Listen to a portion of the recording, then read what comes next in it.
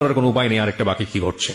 তো ও অনুমতি শুধু দিয়েছে আমরা ফেসবুকে আমার ইউটিউব চ্যানেলে ওনার ছবি এবং ভিডিও পাবলিশ করব।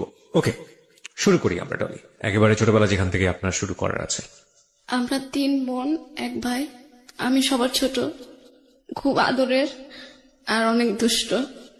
আপনার কাঁদতে ইচ্ছে করলে আপনি কাঁদবেন, কোনো সমস্যা নাই, লুকানোর কিছু নাই। আমি সবসময় মানুষকে বলি যারা এখানে গল্প বলতে আসেন 2 থেকে 2.5 ঘন্টা সময় পাওয়া যায় আপনাদের সাথে, আপনার যা করতে ইচ্ছে করে, মনটাকে হালকা করার জন্য যা বলতে ইচ্ছে করে আমাকে বলেন। যখন আপনাকে চেয়ার দিব তার মানে ইটস ইওর চেয়ার, আপনি বলতে পারেন, কোনো সমস্যা নেই। আমার বাবা 2007 সালে মারা যায়। তারপরে তখন আপনার বয়স কত? তখন আমার বয়স 8-9 বছর। আচ্ছা, তখন আমার বড় বোনের বিয়ে হয়ে যায়। এটাই কি আপনার জীবনের প্রথম দিককার মেমোরি নাকি তারও আগেও কোনো ঘটনা আছে যেগুলো বলার মতো? এখান থেকে। আচ্ছা, কিভাবে মারা গেল বাবা? ও আমার বাবা অনেক টাকা ঋণ করছিল। আচ্ছা, তারপরে উনি মানে এই ঋণের চিন্তায় স্টপ করে মারা যায় হঠাৎ করে। কয় ভাই বোন ছিলেন আপনারা? আমরা 3 বোন 1 ভাই। বড় বোনের শুধু বিয়ে দিয়েছিল। আচ্ছা, আর আমরা 2 বোন আর আমার ভাই ছিল। আচ্ছা, ভাই বিয়ে করছিল। আপনার বাবা কি করতো? আমার বাবা ব্যবসা করতো। কিসের ব্যবসা? গরুর ব্যবসা। গরুর ব্যবসা করতো। তো ওই জায়গাটা থেকে বাবা ঋণ করে স্ট্রোক করে মারা যায়। আচ্ছা, তারপর কি হলো? তারপরে অভাব আসে, ভাই ভালো কাজ করে না ঠিক মতো, আর বড় বোনের তো বিয়ে হয়েছে। পরে আমরা 2 বোন থাকি বাড়িতে, আমি অনেক ছোট। পরে আমার মেজ বোন স্কয়ারে জব নেয়। তারপরে কিছুদিন পর আমিও জব নেওয়ার জন্য চেষ্টা করি, যেভাবে হয়তো 2 বোন চাকরি করলে বাড়ির সংসারটা একটু ভালো মতো চলবে। পরে 2009-এ আমি ঢাকাতে আসি। বাড়িতে তো অনেক অভাব থাকে। ঢাকাতে আসলে আমিও চাকরি নিই, আমার চাকরি হয় না, ছোট বলে কেউ নিতে চায় না। পরে আমার বোন বলে যে আমাদের অনেক অভাব, হাতে পায়ে ধরে আমার চাকরিটাও নিয়ে দেয়। পরে আমার বড় বোন কেউ নিয়ে আসে। পরে আমরা 3 বোন চাকরি করি, খুব ভালোভাবে দিন কাটে তখন আমাদের। পরে আমি 2013 সালে আমার পাশের গ্রামের এক খালা বলে যে ডলিকে তো একটা ছেলে পছন্দ করতেছে, তো ওর তো এখন সুন্দর হয়েছে আগের চেয়ে, তো ওকে বিয়ে দাও। পরে বাড়ি থেকে এটা বলে, আমি জানি না। পরে বাড়িতে একদিন আমাকে নিয়ে যায়, অনেকদিন পর ছুটিতে যাই। পরে ছুটিতে গেলে ওইখান থেকে এসে আমাকে ওই দিন দেখে মানে আমার যে শাশুড়ি হবে সে আমার চুল দেখে পছন্দ করে ফেলায়। পরে ওই দিন পাকা টাকা করে ফেলায় যে আমার ছেলে যদি বিয়ে করে এই মেয়েকে বিয়ে করবে। আচ্ছা, পরে উনি বাইরে থাকতো। পরে বাইরে থাকতে ওরকম কথা মতো হইতো। পরে সবকিছু ঠিকঠাক হইলো, আমি চলে আসলাম। পরে আমি বললাম না, আমি এখন বিয়ে করব না, আমি আরো কিছুদিন চাকরি করব। পরে আমার বড় আপু প্রেম করে বিয়ে করে থাকে, এই জন্য এখন আমি সিরিয়ালে থাকি। পরে আমাকে বিয়ে দিয়েবেই। আমার মা কথা দিয়ে দেয় যে আমি যদি বেঁচে থাকি তাহলে আপনার ছেলের সাথে আমার মেয়ে বিয়ে দেবো। ছেলে দেশের বাইরে থাকে? হ্যাঁ, দেশের বাইরে থাকে। পরে আমাকে বাড়িতে নিয়ে এসে ওই ছেলেদের বাড়িতে বেড়াইতে নিয়ে যায়, আমরা দেখতে যাব। পরে ওইখানে নিয়ে আমাকে কাবিন করে ফেলায়। আপনি ছেলেকে তখন দেখেনি? না না, আমিও দেখিনি। ছেলেটা কোথায় আছে? দেশের বাইরে? মালয়েশিয়াতে। আচ্ছা, পরে কাবিন করে ফেলায়। পরে আমি আমাদের বাড়িতে চলে আসার পর আমি ঢাকা চলে আসি তারপরের দিন, যে তোমরা ওকে জোর করে বিয়ে দিছো কেন। পরে আমাকে ওই মারধর করে পরে বলতেছে এই বিয়ে তোমার করতে হবে। পরে ঢাকাতে আসার পর ওই ছেলে আমার ফোন নাম্বার নিয়ে আমার সাথে কথা বলতে চায়। আচ্ছা, পরে কথা বললে আমি ওকে বলি যে দেখেন আমাকে বিয়ে করেন না, আমি এখন বিয়ে করব না, আমি আরো অনেক দেরিতে বিয়ে করব। পরে বলে না, আমার বাড়ি থেকে মা পছন্দ করছে, আমি তোমাকেই বিয়ে করব। পরে 14 সালে চলে আসে। চলে আসলে পরে বিয়ে করে আমাকে নিয়ে যায়। পরে 2 মাস থাকার পরে চলে যায়। পরে আমি বলি যে আপনি চলে গেছেন, এরকম করে ফ্যামিলিতে আমরা গরিব, ওরা মানে ধনী ছিল, তো আমাদের বাড়ি থেকে বেশি টাকা দিতে পারে নাই, 1,20,000 টাকা দিছিল।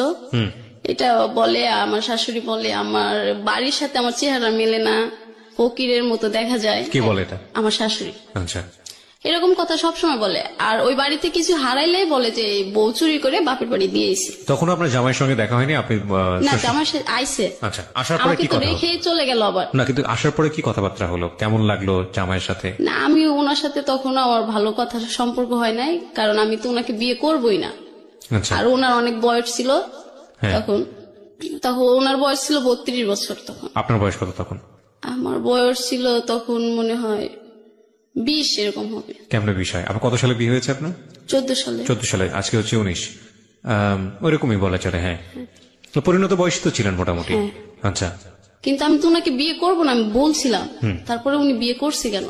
সেটা তো উনি দায়ী না, আমার মনে হয় আপনার মাও অনেকখানি দায়ী। হ্যাঁ, মা তো কথা দিয়ে দিছে, পরে আমি তো ওনাকে না করছি, আচ্ছা আমাকে বিয়ে করেন না, আপনি নিষেধ করলেই হবে। আচ্ছা আচ্ছা আচ্ছা। পরে উনি চলে যায় এরকম কথা বলে। পরে আমার পাশের বাড়ি কিছু ছেলেরা ছিল, মানে দেবর লাগে সম্পর্ক, ওরা যদি বাসার কাজ দিয়ে যাইতো তাহলে বলতো যে বউ ফোন দিয়ে নিয়ে এসে। আমি বাড়ির বাইরে বের হইলে বলতো যে বউ মনে হয় ওই ছেলের সাথে কথা হয়েছে তাই ওই বাইরে চলে গেছে। এরকম নানান কথা। আমার দেবর ছিল একটা, ও আমাকে মারধর করতো, এত ছেলেদের সাথে কিসের কথা, বাড়ির বাইরে কিসের বের হনো, মানে এরকম। পরে আমি আমার হাজবেন্ডের কাছে সবকিছু বলি। আচ্ছা, যে এরকম। কি নাম ছিল আপনার হাজবেন্ডের? আমার হাজবেন্ডের নাম জ্যোতি। জ্যোতি, জ্যোতির কাছে সবকিছু বলেন? হ্যাঁ, যে তুমি আসো, এরকম করতেছে, আমাকে বিশ্বাস করে না, তুমি থাকলে আর এরকম সন্দেহ করবে না। আর আমার যখন যেটা লাগে ওইটা তো আমি বারবার চাইতে পারি না, তুমি আমাকে মাসে মাসে টাকা পাঠাবা। বলে যে টাকা পাঠাইতে কি হবে, আমি তো খাওয়ার টাকা বাবার কাছে দিয়েই দিই, তুমি আর টাকা দিয়ে কি করবা। আচ্ছা। পরে এরকম করার পরে আমি একদিন আমার শাশুড়ির একটা কাপড় হারিয়ে গেল। পরে আমাকে বলতেছে যে এই বউ চুরি করছে, চুরি কইরা বাপের বাড়ি দিছে। পরে আমি বলছি যে না আমি চুরি করি নাই। পরে ওরা কবিরাজ বাড়িতে গেছে, আচ্ছা, চোর ধরবে। পরে কবিরাজ মনে কি বলছিল এটা এসে বলে নাই। পরে আমাকে আর ওই দিন কিছু বলে নাই, না বললে একদিন ঘরে আমাদের ওখানে প্রচুর পরিমাণ আম হয় ওদের বাড়িতে। পরে একদিন আম ঝাঁকাতে পেরে আমার শাশুড়ি যে গুনে রাখছিল আমি আর সেটা জানতাম না। আচ্ছা। পরে আমি 2টা আম নিয়ে আমার পাশের বাড়ির একজনকে দিছি, আমগুলো পাকছে খান, বৃদ্ধ লোক উনি। পরে উনি গুনে রাখছে আমি জানি না। পরে আমার শ্বশুর আইছে, শ্বশুরের কাছে সব বলে দিছে, তোমার ছেলের বউ আম চুরি করে খাইছে, চোর হইছে, এই চোর বউ রাখা যাবে না, বাড়িতে মানায় না, এরকম কিছু। পরে আমি শুধু কান্না করি আর আমার হাজবেন্ডের কাছে সবকিছু বলি। ও বলে ঠিক আছে মা এখন বলতেছে বলুক, আমি আসলে তো আর বলবে না। আচ্ছা, ওই দিনও গেল। পরে একদিন গরুর মাংস রান্না করব। পরে গরুর মাংস আমার শাশুড়ি কেটে পিস গুনে রাখছে যে এখানে এত পিস মাংস আছে। আচ্ছা। আমি রান্না করার সময় মানে তরকারিতে লবণ হয়েছে কিনা এটা টেস্ট করার জন্য 1 পিস মাংস খাইছিলাম। সেটা আমাকে না জিজ্ঞাসা করে আমার শ্বশুরের কাছে বিচার দিতেছে। আর আমার একটা চাচি শ্বশুর ছিল, ওনাকে ডেকে এনে দেখাইতেছে, দেখো বউ না মাংস চুরি করে খাইছে। এটা সারা গ্রামের লোক যখন জেনে গেল তখন আমি ওই বাড়ি থেকে চলে আসলাম। আর তখন ডিসিশন নিয়ে নিছি যে একটা মাংসের জন্য যে সারা গ্রাম ছড়াইতে পারে এরকম বাড়িতে আমি থাকবো না। আমার হাজবেন্ডের কাছেও বলি, ও বলে যে তুমি খাইছো কেন, মা ভাগ করে দেওয়ার পরে তুমি খাইতা। পরে আমি বাড়িতে জানাই, আর বাড়ি থেকেই সবকিছু দিত মা। আচ্ছা, শ্যাম্পু টেম্পু যা কিছু লাগতো, মানে প্রয়োজনীয় সামগ্রী যা লাগতো সব বাড়ি থেকে দিত। হ্যাঁ, ওকে। পরে আমি বলতাম যে আমার যদি সবকিছু বাড়ি থেকেই দেওয়া হয় তাহলে আমি বাড়িতেই থাকি, উনি যখন আসে তখন যাব। পরে ওইখানে চলে আসার পরে ও একদিন ফোন দিয়ে, আমার ফোন বিজি পাইছিল মনে হয় আমার হাজবেন্ড, পরে বলতেছে যে আমি তোমাকে আর রাখবো না, তুমি অন্য ছেলেদের সাথে সম্পর্ক করো, এই জন্য বাড়ি থেকে চলে গেছো। বিয়ের কয়দিনের মাথায় ঘটনা? বিয়ের উনি থাকতো আমার কাছে 2 মাস। 2 মাস থাকার পরে আমি ওইখানে থাকছিলাম মনে হয় 5-6 মাস। আচ্ছা, তো এই সময়ের মধ্যেই ঘটনা? হ্যাঁ। তারপর পরে তো আমি চলে এসে ডিসিশন দিলাম যে আমি ডিভোর্স দিয়ে দেব। আমার মা বাবা সবাইকে, পরে কেউ রাজি হয় না যে না ডিভোর্স দেওয়া যাবে। পরে আমি বলছি তাহলে আমি সুসাইড করবো, ওই বাড়িতে যদি আমার যাইতেই হয় তাহলে আমি সুসাইড করবো। এটা বলার পরে তখন সবাই ডিসিশন নিল যে আচ্ছা ঠিক আছে, মেয়ে যখন এই বাড়িতে থাকবে না তাহলে ঠিক আছে ডিভোর্স দিয়ে দাও। পরে আমার কাবিনের আমরা যৌতুক দিছিলাম 1,20,000 টাকা। পরে সেই টাকা নিয়ে আবার গ্যামজাম সৃষ্টি হয় যে আমরা এত টাকা দিতে পারবো না, আমরা 80,000 টাকা দেব। আচ্ছা। পরে ওই আমাদের এলাকার সবাই বসে বলছে না ওরা যে এত টাকা দিছে সব টাকা দিতে হবে। ওকে। পরে সব টাকা দিয়ে দেয়, আমি ডিভোর্স দিয়ে দিই। টাকাগুলো আপনাদেরকে দিয়ে দেয়? হ্যাঁ, আমাদের টাকা আমাকে দিয়ে দেয়, ব্যাগ দিয়ে দেয়। হ্যাঁ। পরে ওইখান থেকে ওই ডিভোর্স দেওয়ার পরের দিনই আমি ঢাকাতে চলে আসি, মাওনাতে। মানে এটা কি প্ল্যান ছিল নাকি এমনিতেই চলে আসলেন? না, এমনিতে এখন গ্রামের লোক নানান কথা বলবে। ও, কথা থেকে বাঁচার জন্য। হ্যাঁ, মাওনাতে কি ছিল? মাওনাতে ছিল আমার একটা বোন আর আমার একটা ফ্রেন্ড। পরে আমি ওইখানে যাই, ওইখানে গেলে আমি একটা চাকরি, ওইখানে স্কোয়ারে চাকরি নিই। নেওয়ার পরে ওইখানে হ্যাঁ বেশ সুন্দর দিন কাটতেছে ওইখানেও। মানে আমি এত চঞ্চল একটা মেয়ে, ওই শ্বশুর বাড়িতে থাকার পরে আমি কিছুদিন অফ হয়ে গেছিলাম, আর ওরকম দুষ্টামি করা যায় না। পরে এখানে আসার পরে আবার সবকিছু আমার আগের মতোই হয়ে গেল। দুষ্টমি চঞ্চলি ঘোরাফেরা, ওরা তো মহান খুশি, একটা ভালো বন্ধু পাইলো, আচ্ছা, আর দুঃখ থাকবে না ওদের কারো। জি, পরে এই করতে করতে তখন আমি 16 সালে যাই, 17 সালে আমি আমার আপুর ওই ফ্রেন্ডের সাথে আমার ওই রবিউল নামের একটা ছেলের ছবি দেখি আচ্ছা, ফেসবুক। আচ্ছা, পরে আমার ভীষণ ভালো লাগে ওই ছবি দেখার পর। পরে আমি বলতেছি, আপু এই ছেলেটারে না আমার খুব ভালো লাগছে। পরে আপু বলতেছে, প্রেম করবি? আমি বলছি হ। পরে বলতে যাচ্ছে ঠিক আছে, মিঠুর কাছে বলে ওই ছেলের এই নাম্বার। আপুটা কে ছিল? আমার আপু।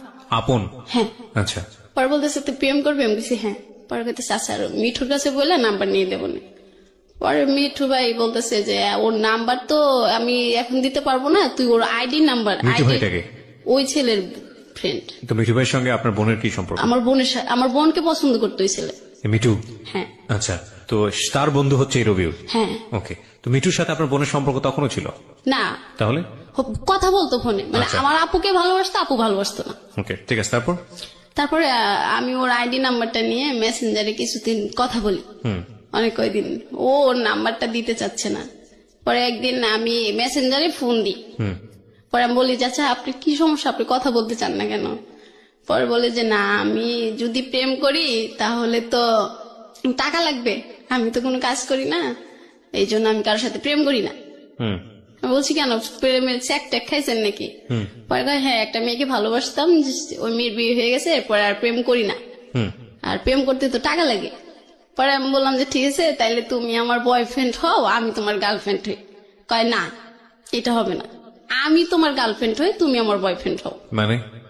মানে আমি টাকা পয়সা খরচ করার? হ্যাঁ হ্যাঁ, মানে বয়ফ্রেন্ড হইলে আমি টাকা খরচ করবো আর ও তোমার গার্লফ্রেন্ড থাকবে। পরে আমি বললাম আচ্ছা ঠিক আছে, আমার তো তোমাকে ভালো লাগছে, তাহলে ঠিক আছে, তুমি কিন্তু আজকের থেকে আমার গার্লফ্রেন্ড। পরে বলছে ঠিক আছে। এভাবে 17 সাল থেকে আমরা প্রেম করতেছি। পরে রোজার ঈদ আসলো, ওকে বললাম যে আচ্ছা আমরা কি দেখা করতে পারি? পরে বলতেছে হ্যাঁ দেখা তো করা যায়, কিন্তু যে দেখা করতে তো অনেক খরচ হবে। আমি তো তোমাকে বলছি আমার কাছে টাকা পয়সা থাকে না, বাড়ি থেকে যদি টাকা দেয় তাহলে আমি ঘুরতে পারি, নাইলে নাই।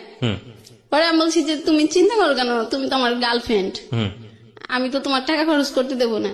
পরে বলছে ঠিক আছে, তাইলে মিঠু ভাইয়ের কাছে বলি, যদি ভাই বলে তাহলে দেখা করব। পরে আমি বলছি কেন, মিঠু ভাইয়ের কাছে বলতে হবে কেন? কয় না, প্রেম করে দিছে, পরে হে ওরে যদি না বলি পরে কেমন না। পরে আমি বলছি আচ্ছা ঠিক আছে। পরে আমি বাড়িতে যাই, পরে বলতেছে না আমরা এইবার দেখা করব না, আমরা কুরবানি ঈদের পরে দেখা করব। পরে বলছে আচ্ছা ঠিক আছে। পরে ঈদের পরে একবার আমি আমার আপু নওগাঁতে যাই ঘুরতে, ওই মিঠু ভাইয়ের সাথে দেখা করতে। আচ্ছা, পরে মিঠু ভাইয়ের সাথে দেখা করতে ও এখানে থাকে। পরে আমার আপু থাকে। পরে আমরা 4 জন একটা রিক্সা করে একটা পার্কে যাই। আচ্ছা, পরে ওই দিন আর কোনো কথা হয় নাই ওর সাথে, আপু ছিল, মিঠু ভাই ছিল, শুধু এতটুকু কথা হয়েছে, বিএনের কি শরীর খারাপ, এইটুকু কথা বললো। ও পরে ওর ফ্রেন্ডদের সাথে চলে গেছে, আমি আমার আপু আর মিঠু ভাই চলে এসি, আমাদের গাড়িতে উঠাই দিয়েছে। পরে চলে এসি। পরে আসার পর ওই দিনকে দেখার পর থেকে প্রেমটা আরো গভীর হয়ে গেল। মানে ও আমাকে সামনাসামনি দেখছে, আমিও সামনাসামনি দেখছি। আচ্ছা, পরে তো মানে কন্টিনিউ কথা হচ্ছেই, ঘুম নাই, কারো খাওয়া নাই, শুধু কথা আর কথাই কথা। আমি কিন্তু ফোন দিয়ে সবসময় কথা বলি। পরে ও একদিন আমার মর্নিং ডিউটি থাকে, পরে আমার ডিউটি শেষ হয় 2টা বাজে। ও পরে মানে ফোন দিচ্ছে, আমি অফিস থেকে একটু দেরি করে আইসি, ফোন রুমে রেখে গেছিলাম, পাগল হয়ে গেছে আমার সাথে কথা বলার জন্য। ওকে ওকে ওকে। পরে আমার একটা ফ্রেন্ড ছিল, ও ধরছে। পরে বলতেছে যে আপু একটু ডলিমনির কাছে দিয়া যাবে? বলতেছে ও তো এখনো আসে নাই। প্লিজ আপু আপনি জান, আমি 8 ঘন্টা ওর সাথে কথা বলি না, আমার খুব খারাপ লাগতেছে। পরে আমার ওই ফ্রেন্ডটা আমার কাছে ফোন নিয়ে যায়, আচ্ছা, অফিসে নিয়ে যায়, যে তুই এখন আসতেছিস না, তোর রবিউল তো পাগল হয়ে গেছে তোর জন্য। পরে আমি ওইখান থেকে কথা বলতে বলতে রুমে আসি। আসার পরে আবার সেই কথা বলতে বলতে আবার সকাল হয়ে যায়। আচ্ছা, আমরা কথা বলতেই থাকি। পরে কথা বলতে বলতে কথা রেখে, ও ফোন রেখে দেওয়ার পরে আমি ইউটিউবে যাই, যা দেখি একটা অপূর্ব নাটক আসছে। আচ্ছা, বড় ছেলে একটা নাটক ইউটিউবে। হ্যাঁ, খুব জনপ্রিয় নাটকটা। হ্যাঁ, অপূর্ব আমার ফেভারিট একটা নায়ক। পরে আমি ওই নাটকটা দেখার পরে বললাম রবিউল একটা নাটক আইছে আমার অপূর্বর, তুমি নাটকটা দেখবা। পরে বলতেছে আমার কাছে তো এমবি নাই, তুমি তো জানোই আমি এমবি কিনতে পারি না। পরে বলছে আচ্ছা ঠিক আছে আমি এমবি পাঠিয়ে দেবো, তুমি নাটকটা দেখবা। হুম। আর এই নায়কটা যেভাবে ভালোবাসে নায়িকাটাকে ওইভাবে আমাকে ভালোবাসবা। আচ্ছা। পরে বলতেছে আচ্ছা ঠিক আছে তুমি এমবি পাঠায় দাও, আমি দেখবো। পরে এভাবে ভালোই চলতেছিল আমাদের। আমি তো মহা খুশি, অনেকদিন পর ভালোবাসার একটা পছন্দের মানুষ পাইছি। মানে আমার মতো খুশি আর রুমে কেউ থাকে না, সব সময় রুমে লোকজনকে ডিস্টার্ব, ফোনে কথা বলি। কুরবানিদ আসে, কুরবানিদ আসলেও আমরা তো কথা হয়েছিল কুরবানিতে দেখা করব। পরে দেখা করি, দেখা করলে পরে ও ওইখানে ওর ফ্রেন্ড আসে 3টা আর আমি আচ্ছা আর মিঠু ভাই তো থাকে। আচ্ছা পরে বলছে যে ঠিক আছে আমরা দেখা করব, দুপুরে লাঞ্চ করাবে তুমি একটা রেস্টুরেন্টে। পরে আমি বলছি আচ্ছা ঠিক আছে। হুম পরে আমরা যাই, ওর ফ্রেন্ড গুলাই আসে, আসার পরে আমরা একটা রেস্টুরেন্টে যাই, যাওয়ার পরে ওর পছন্দের খাবার ও অর্ডার করলো আর আমি আমার পছন্দের খাবার অর্ডার করি। পরে সবাই খাওয়ার পরে ও বলতেছে না আমরা 1 গ্লাস লাচ্চা খাই। লাচ্ছি। হ্যাঁ। হুম পরে আমি বলছি আচ্ছা ঠিক আছে খাই। পরে লাচ্ছি খাওয়ার পরে ও বলতেছে আমি একটু খাবো পরে তুমি খাবা। পরে বললাম কেন এটা বললা? কয় এটা এরকম করে খাইলে নাকি ভালোবাসা বাড়ে, তাইলে আমি ওকে ছেড়ে কখনো চলে যাব না। পরে বললাম আচ্ছা ঠিক আছে তাহলে আর 1 গ্লাস নেই, তাহলে ভালোবাসাটা বেশি বেড়ে যাবে। হুম হুম হুম। পরে বলতেছে আচ্ছা ঠিক আছে। পরে ওইখান থেকে খাওয়াটার পর ওর ফ্রেন্ড গুলো বগুড়া মহাস্থান করে যায় ওইখানে ঘুরতে। হুম। পরে আমি আর ও আর ওকে একটা হোটেলে নিয়ে যায়। পরে ওইখানে একটা রুম ঠিক করে দেয়, ওইটাও আমার টাকায়। আমি মিঠু ভাইয়ের কাছে টাকা দিই যে ভাইয়ার ওদের টাকাটা দেন। হুম। পরে ওইখানে দিই, পরে ওরা আবার ঘুরবে, ওদের তো খরচ আছে, আর ওরা তো ওদের কাজে আসে নাই। হুম। পরে ওইখানে আসলে পরে আবার ওদেরকে রবিউল বলতেছে যে তাহলে আর 1,000 টাকা দাও, আমি ওদেরকে দিয়ে দিই, ওরা ঘুরবে। আচ্ছা পরে ঘুরতে ওরা, আমি বললাম আচ্ছা ঠিক আছে তাই দিয়ে দাও। পরে দিয়ে দিল, ওরা চলে গেল আমি আর রবিউল। পরে রবিউল বলতেছে যে আজকে কিন্তু সারা রাত আমরা এই জায়গায় থাকবো। পরে আমি বলছিলাম সারা রাত থাকবো, তুমি তো এই কথা বলো না, এই বাড়িতে তো আমি বলে আসলাম চুরি করে আইছি। হুম। পরে বলতেছে যে আচ্ছা তুমি ফোন টোন অফ করে রাখো তাইলেই হবে। আচ্ছা ওকে জানতো আপনার পাঁচটা যে আপনার একটা বিয়ে হয়েছিল? হ্যাঁ ও তো ওই সময়টা মিঠু ভাই বলছিল। মিঠু ওর তো ফ্রেন্ড ছিল, ও বলে দিয়েছিল সবকিছু। আচ্ছা আমি বলি নাই, আমি পরে ও আমাকে কখনো জিজ্ঞাসা করেনি যে? না না না আমাকে জিজ্ঞাসা করেনি তখন পর্যন্ত? না, না।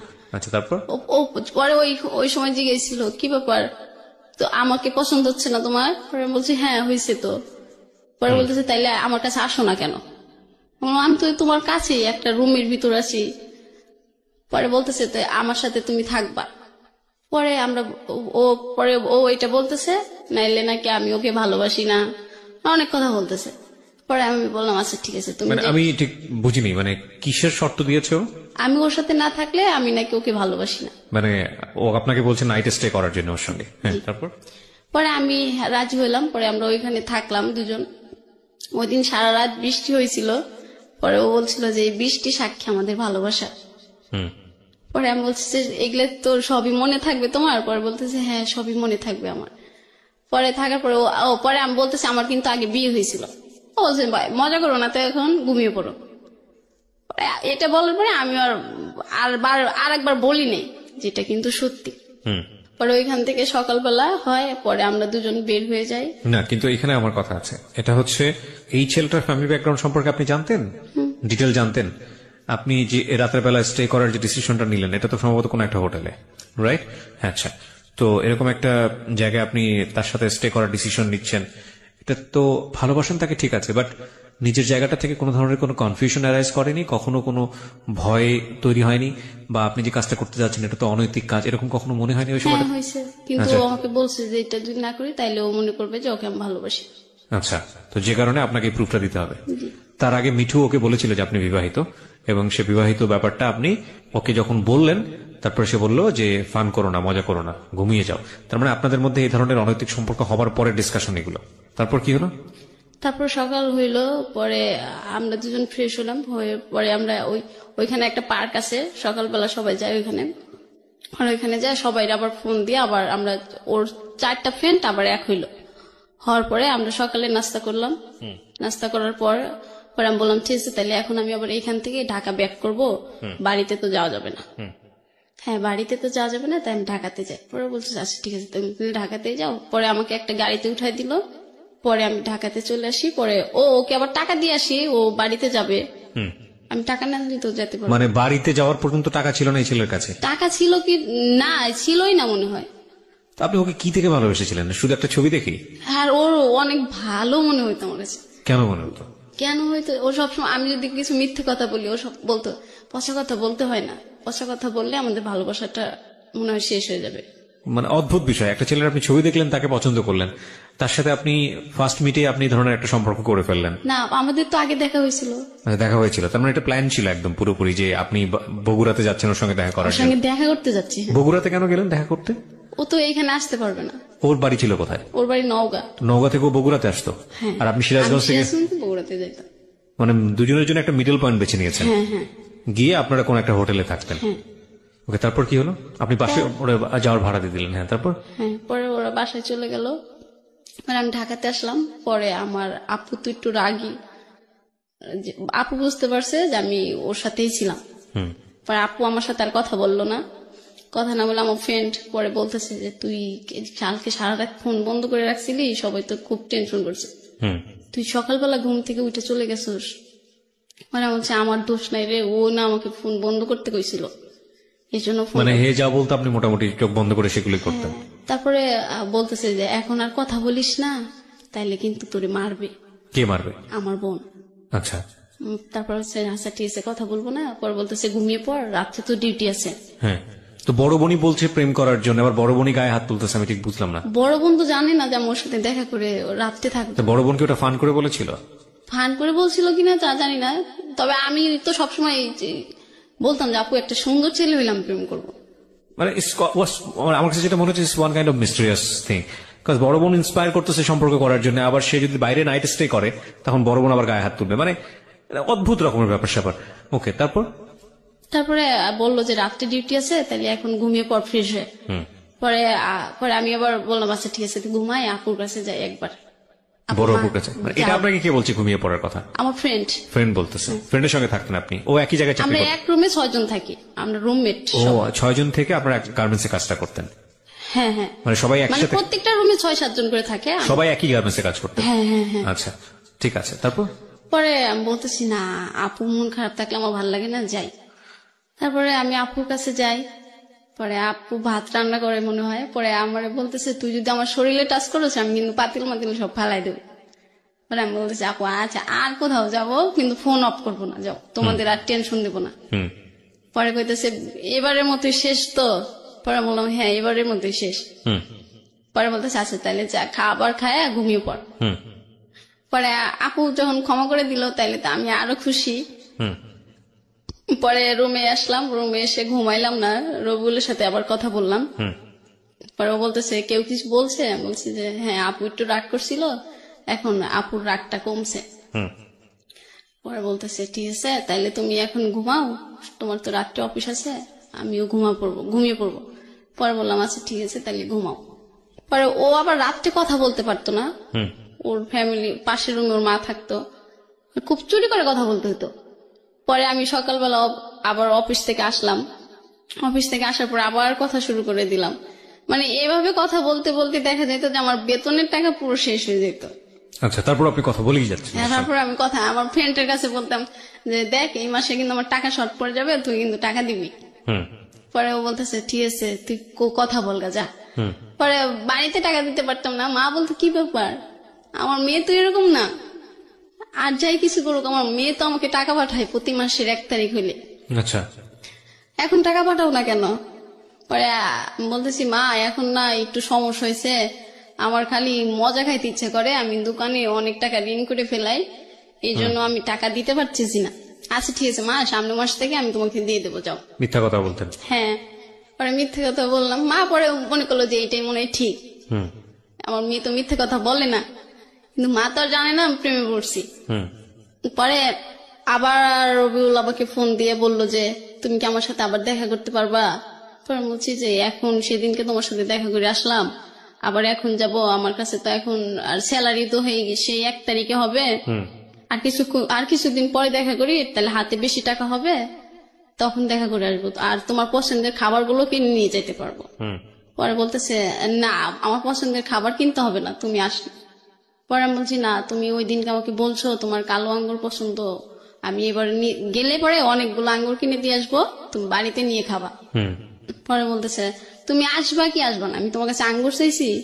পরে আমি বলছি আচ্ছা ঠিক আছে আসবো। পরে বলতেছে তোমার অমুক দিন এই টাইমে চলে আসতে হবে। মানে তখন কমেন্ট করছে আসলে। হ্যাঁ। পরে আমি বললাম যে আচ্ছা ঠিক আছে। পরে আমি আমাদের এলাকায় যাই, যাওয়ার পরে আমার এক কাকি থাকে, ওর কাছ থেকে আমি লাভের উপর টাকা নিই। মানে সুদে টাকা নেন? হ্যাঁ হ্যাঁ, সুদে টাকা। সুদে টাকা নেন বয়ফ্রেন্ডের সঙ্গে দেখা করার হ্যাঁ, জন্য? আমার তো তখন স্যালারি তো এই 30 তারিখ 31 তারিখে হবে। জীবনে কত স্টোরি যে আমাকে শুনতে হবে। ওকে ফাইন, বলেন তারপর। পরে আমি তো চাচিরে বলি যে চাচি আমার তো টাকার দরকার। পরে বলতেছি টাকা দিয়ে তুই কি করবি, তোর তো কয়দিন পর বেতন হবে। পরে বলতেছি না, বেতনের এবার ব্যাংকে কি যেন হয়েছে, মনে হয় নেটের সমস্যা হবে। কয় কি জানি, আমার ছেলে তো উঠায় ব্যাংকে, তো কোনো নেটের সমস্যা হয় না, তোর খালি সমস্যা হয়। পরে আমি বললাম তুমি দিবা 6,000 টাকা? পরে বলতেছে যা নিয়ে যা। আপনার স্যালারি কত ছিল এই সময়? আমি যখন রবিউলের সাথে সম্পর্ক করতাম যে সময় তখন, আপনি ঋণ নিতেছেন? হ্যাঁ হ্যাঁ, তখন আমার স্যালারি ছিল 7,000 টাকা। তো আপনি 6,000 টাকা ঋণ নিলেন? 6,000 টাকা নিলাম, মাসে 1 তারিখ হইলে আবার 6,000 টাকা লাভ দিতে হবে, আবার ওই 600 টাকা লাভ দিতে হবে, আর 6,000 টাকা ফেরত দিতে হবে। আপনার চিন্তাও হয়নি যে মাস কিভাবে না, চলবে? আমি তো খুব খুশি রবিউলের সাথে দেখা হবে। ও যে খুশি খুশি মন নিয়ে বলছে না, এটা আপনাদের একটু দেখা উচিত ওকে, যে মানুষ কি হতে পারে, মানে প্রেমে পড়লে। এটাকে প্রেম বলবো না কি বলে এটাকে, আমি ঠিক জানি না।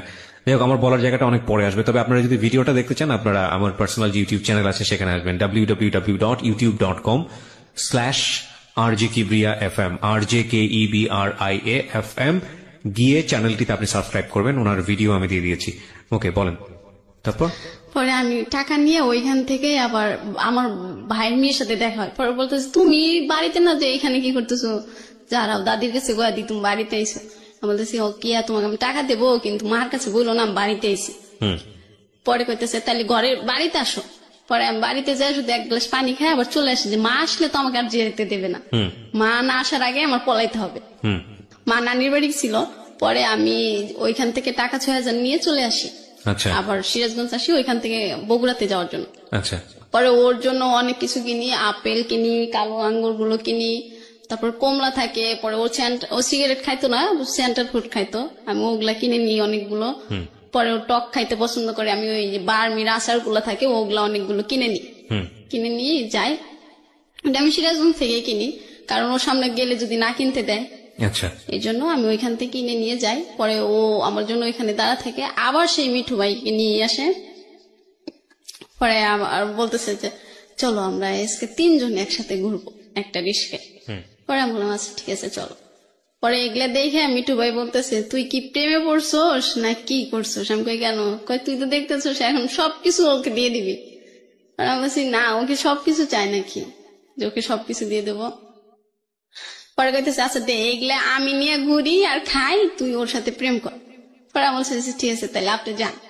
পরে একটা রিস্কায় আমরা দুজন যাই, আবার ওই হোটেলটার কাছে যাই। পরে আমি বলতেছি কি ব্যাপারে, এইটা তো সেই আগের বাড়াইছিলাম, এইটা না? হ্যাঁ এইটাই। টাকা দাও তো 1500।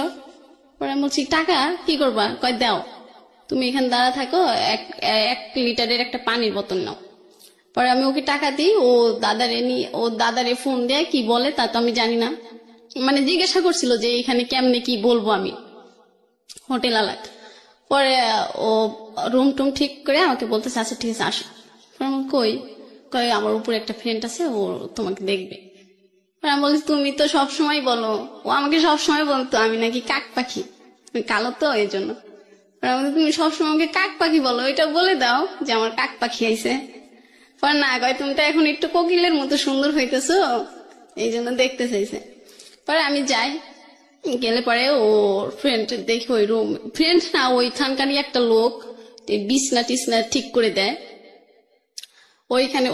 পরে বলতেছে আমার ফ্রেন্ডকে 200 টাকা দিয়ে দাও তো। আমি কই গেল? পরে কইতেছে যে ও কিছু কিনে নিয়ে এসো, খাবার টাবার। পরে আমি বলছি আচ্ছা ঠিক আছে, আসলে ওইটা খাবার কেনার না, মানে ওই ছেলেটা ওই বিছনা ঠিক করে দিছে, এর জন্য ওনাকে দিতে হবে। আমি তখন বুঝতে পারলাম, ও যখন পরে আর ফ্রেন্ড খাবার নিয়ে আসলো না তখন বুঝতে পারি। পরে ও বলতেছে যে আসো এখন আজকে আমরা সারা রাত থাকবো। আমি বলছি না, তুমি তো আমাকে এটা বলো নাই, তুমি আমাকে মিথ্যে কথা বলে নিয়ে এসো কেন? আমি তোমাকে ভালোবাসি বেশি, যখন যেটা বলো বিশ্বাস করি, এর জন্য। কহে না, তুমি বিশ্বাস করো সেটা তো আমি জানি। আচ্ছা ঠিক আছে, আজকে সারা রাত থাকতে হবে না, আমরা আজকে 2 ঘন্টা থাকলেই হবে।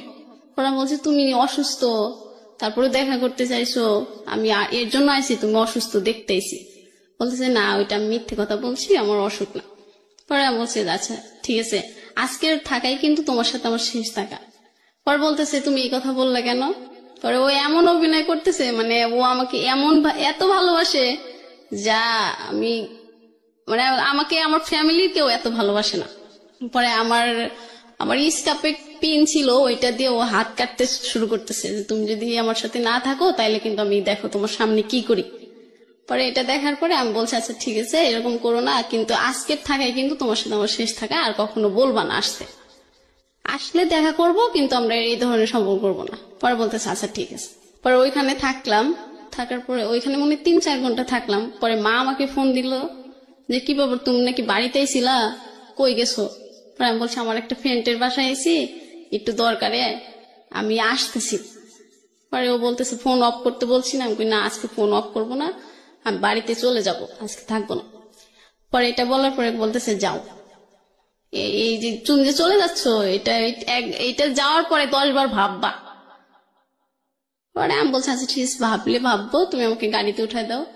পরে পরে ওইখান থেকে নামার পরে ও বলতেছে জানো আমার না অনেক ডাব খাইতে ইচ্ছা করতেছে। পরে বলছি তো খাও, কয় টাকা দাও।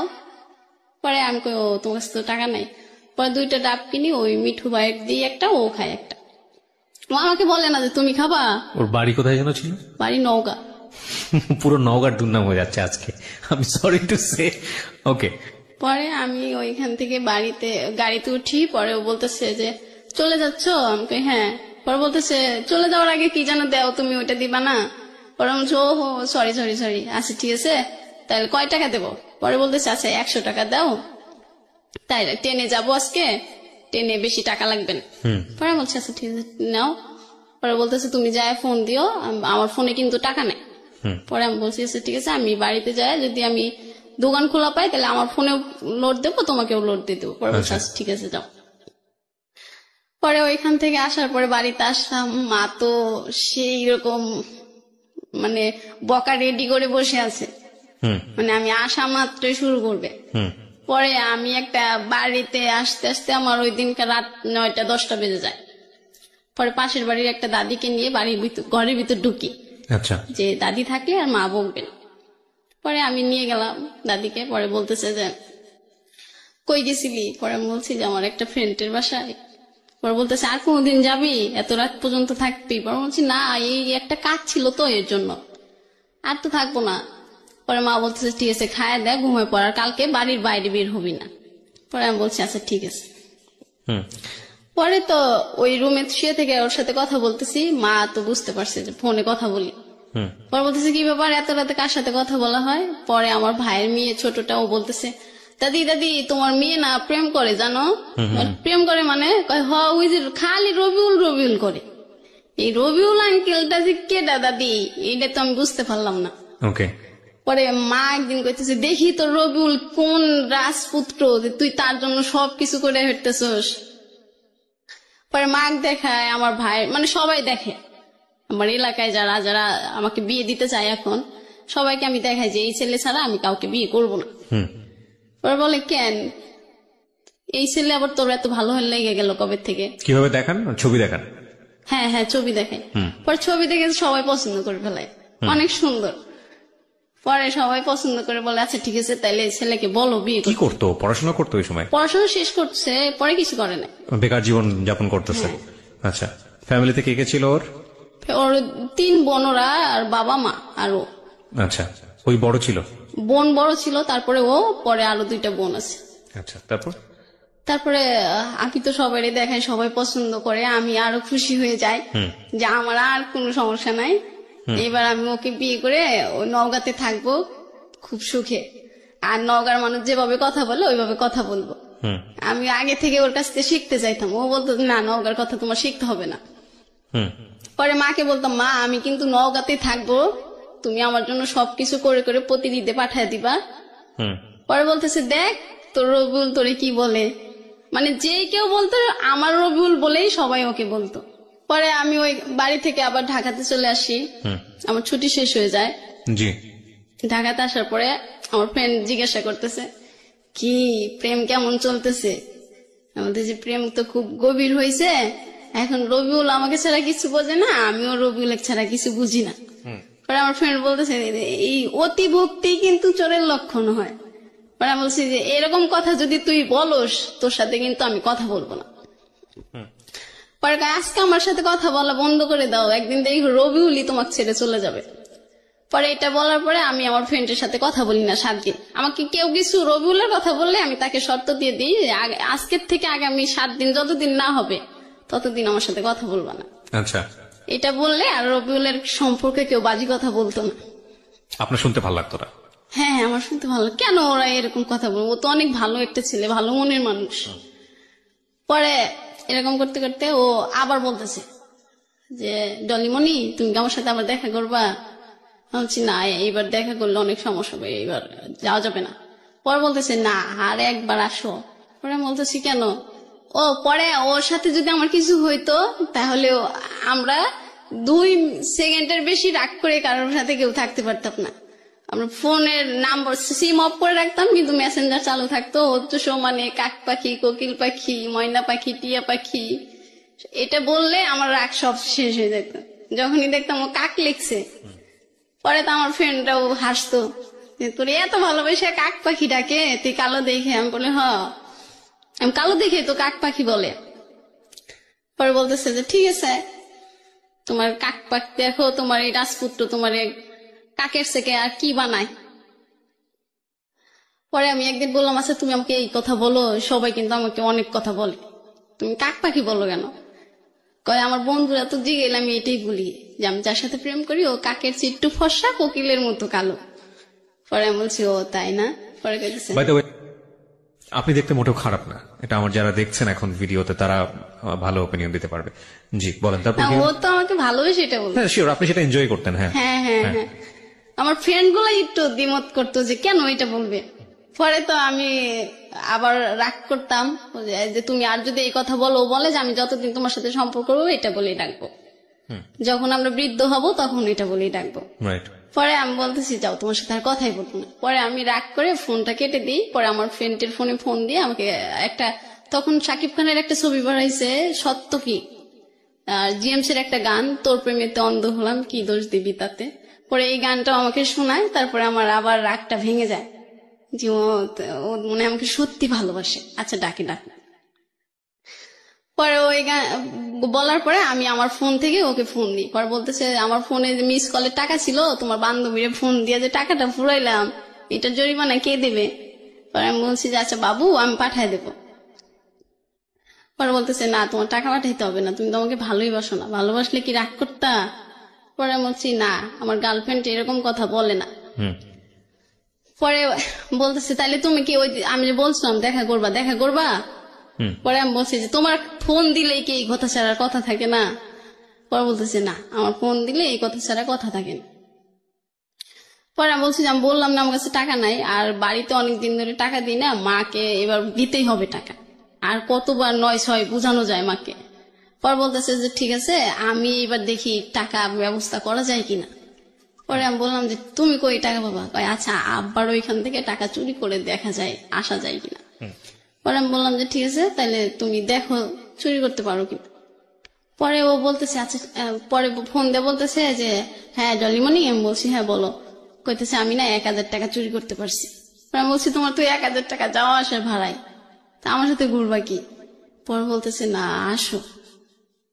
পরে আসার কথা বলতেছে, পরে আমি বলতেছি যে ঠিক আছে আমি তাহলে স্যালারি পেয়ে আসি। বলতেছে না স্যালারি পেয়ে আসতেও তোমার কাছে এখন যে টাকা আছে তুমি কাউর থেকে নিয়ে আসো। পরে আমি আবার আমার ওই চাচিকে ফোন দিই, ফোন দিয়ে বলি যে চাচি আমার তো আরো 4000 টাকা লাগবে। পরে বলতেছে তুই আগে 6000 টাকাই দেশ নাই এখনো, তুই আরো 4000 নিলে 10,000 টাকা হয়, তাহলে 1000 টাকা 100 টাকা লাভ, তাহলে 10,000 1000 করে হয় না? পরে তুই কোত্থেকে দিবি? পরে বলছে আমি দেবো তো, তোমার আমি কি না করছি? পরে বলতেছে আচ্ছা ঠিক আছে তুই একটা নাম্বার দিস আমি টাকা পাঠাই দিব। পরে ও একটা নাম্বার দেয়, আমি একটা নাম্বার দিই, পরে চাচি টাকা পাঠা দেয়, পরে ওরে বলি যে টাকা দিছে 4,000 টাকা। পরে বলতেছে 4,000 টাকা হলেই হবে, তুমি আসো। পরে যাই, যাওয়ার পরে আবার ওইখানে ওই একটাতেই ওইখানেই থাকি। পরেও আমারে বলতেছে যে শোনো, আমি যদি কখনো চলে যাই দেশ থেকে তখন তুমি কি করবা? বলছি আমি তো তোমাকে কখনো চাইতে দেবো না, আমি তো পাগল হয়ে যাবো। পরে তুমি কি সত্যি যাবা? পরে আমার ওই দিনকে এত খারাপ লাগতেছিল, মানে আমি ওইখানে কান্না করতেছি। পরে বলতেছে পাগল, তোমার দেখলাম যে তুমি আমাকে সত্যি ভালোবাসো কিনা। পরে আমি বললাম এই ধরনের কথা আর বললো না। পরে বলতে আচ্ছা ঠিক আছে আর বলবো না। পরে আমি আবার ওর সাথে ওইখানে থেকে পরে আমি আবার বাড়িতেই চলে আসি। পরে বাড়িতে আসলে পরে মা যেন কিভাবে শুনে যে আমি আমার চাচির কাছ থেকে 10,000 টাকা নিয়েছি। এখন এই 10,000 টাকা আমি কিভাবে দেই? বাড়িতেই টাকা দিই না, আবার চাচিরে দেবো কিভাবে? আবার আমি এখন দিলেও তো আমি আর ফোনে টাকা ভরতে পারবো না, এমবি ভরতে পারবো না, তাহলে ওর সাথে আর কথাও তো হবে না আমার। টাকা যদি 10,000 ঋণ শোধ করে দিই। পরে মা জানার পরে অনেক সমস্যা হয় বাড়িতে, আমারে নিয়ে যায়, আমাকে বলে যে তুই টাকা নিছস? আমি বলছি হ। টাকা নিয়ে কি করছিস? পরে বলছি যে আমি রবিউলের সাথে ঘুরতে গেছিলাম। পরে বলতেছে ঠিক আছে, এই যে এবার টাকা শোধ করতেছি। পরে আমার খালা বলতেছে যে তাহলে আমার থেকে টাকা নিয়ে দিয়ে দে, তাহলে লাভটা বাড়বে না। পরে যেদিন ওর টাকা হয় ওই দিন আমাদের দিলেই হবে। পরে আমি বলছি ঠিক আছে তাহলে এটা দিয়ে দাও, আর রবিউলের সাথে দেখা করবো না, আর টাকাও নেবো না। পরে বলতেছে বুঝে বুঝে বললি? মা বলতেছে। আমি বলছি হ্যাঁ মা, আমি বুঝে বললাম। পরে আমার তো অনেক বইকা টইকা সবাই, বড় আপু, মেজ আপু, মা সবাই বইকে। পরে আমি বকা টকা শুনে ঢাকাতে চলে আসি। পরে আসার পরে আমি আর ঠিকঠাক মতো কারোর সাথে কথা বলি না। যে এখন বাড়িতে সবাই জেনে গেছে, এতদিন তো আপু জানতো, এই সম্পর্কটা এখন কত দূর যাবে।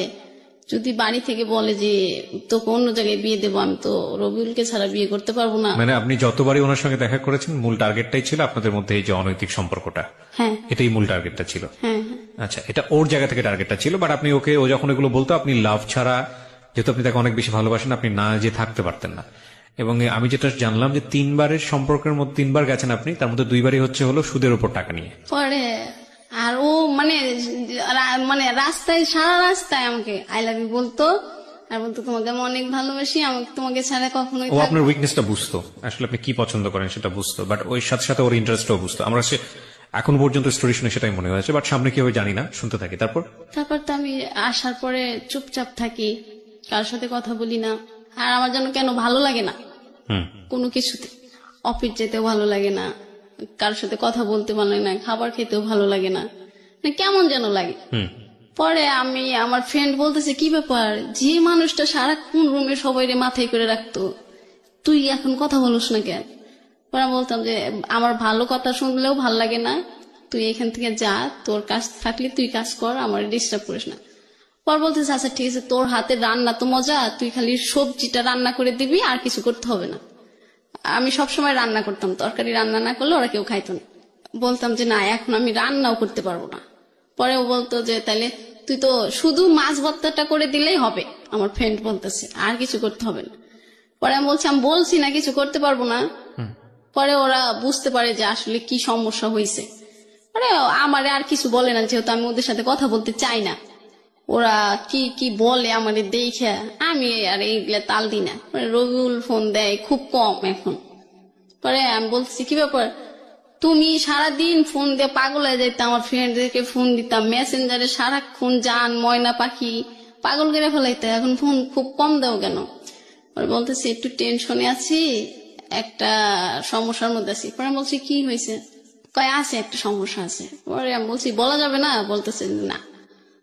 পরে আমি ওই মিঠু ভাইয়ের কাছে ফোন দিই, আচ্ছা ভাইয়া ওর কি হয়েছে, ও কেন যেন এরকম করতেছে কেন, মানে কথা খুব কম বলতেছে, কি সমস্যা হয়েছে, ওর কি টাকা পয়সার কোনো সমস্যা? পরে ভাইয়া বলতেছে টাকার সমস্যা হলে তুই দিবি? পরে আমি বলতেছি হ্যাঁ, ওর যদি টাকা সমস্যা আমাকে বললি তো আমি দিই, তো বলতেছে না কেন? পরে কইতেছে যে তাহলে তুই ঠিক আছে, তুই ব্যাংক থেকে তোর যত টাকা আছে সব উঠায় ওরে দে, তাইলে তো ও খুশি থাকে, তুইও খুশি থাকিস। মানে ও সবাই জানতো যে রবিউল যদি খুশি থাকে তাহলে আমি খুশি থাকি, রবিউলের যদি মন খারাপ থাকে তাইলে আমারও মন খারাপ থাকবে। তারপরে কি বের করা গেল, কারণটা কি ছিল মন খারাপ? কারণটা ও পরে আমাকে দাদা বলতেছে যে রবিউল শুনলাম ও নাকি বিদেশ যাবে, হয়তো এটা নিয়ে বাড়িতে কোনো সমস্যা। পরে ও বলতেছে যে আমি পরে বলি, তুমি কি বিদেশ যাবা? পরে বলতেছে না, আমার বিদেশ ভালো লাগে না, আর আমি তোমাকে ছাড়াও থাকতে পারবো না। আমি বলছি তাহলে তুমি এইসব কথা ওঠে কেন বাড়িতে? পরেও বলতেছে যে বাড়ির সবাই বলতেছে আমাকে বিদেশ পাঠাবে। পরে আমি বলতেছি বাড়ির সবাই, তুমি বাড়ির যেই টাকা দিয়ে বিদেশ যাবা ওই টাকা দিয়ে আর আমার থেকে টাকা নিয়ে তুমি দেশে একটা ব্যবসা করো। পরে তুমি আমাকে বিয়ে করবা, আমি এখানে থাকবো, তুমি বাড়িতে ব্যবসা করে পরে ওই ছোট 2 বোনকে বিয়ে দিয়ে দিবা। ওরা বিয়ে দিয়ে হলে পরে আমি তোমাদের বাড়িতে যাব, তাহলে তো আর কোনো সমস্যা থাকে না, তোমার বিদেশও যাওয়া লাগে না।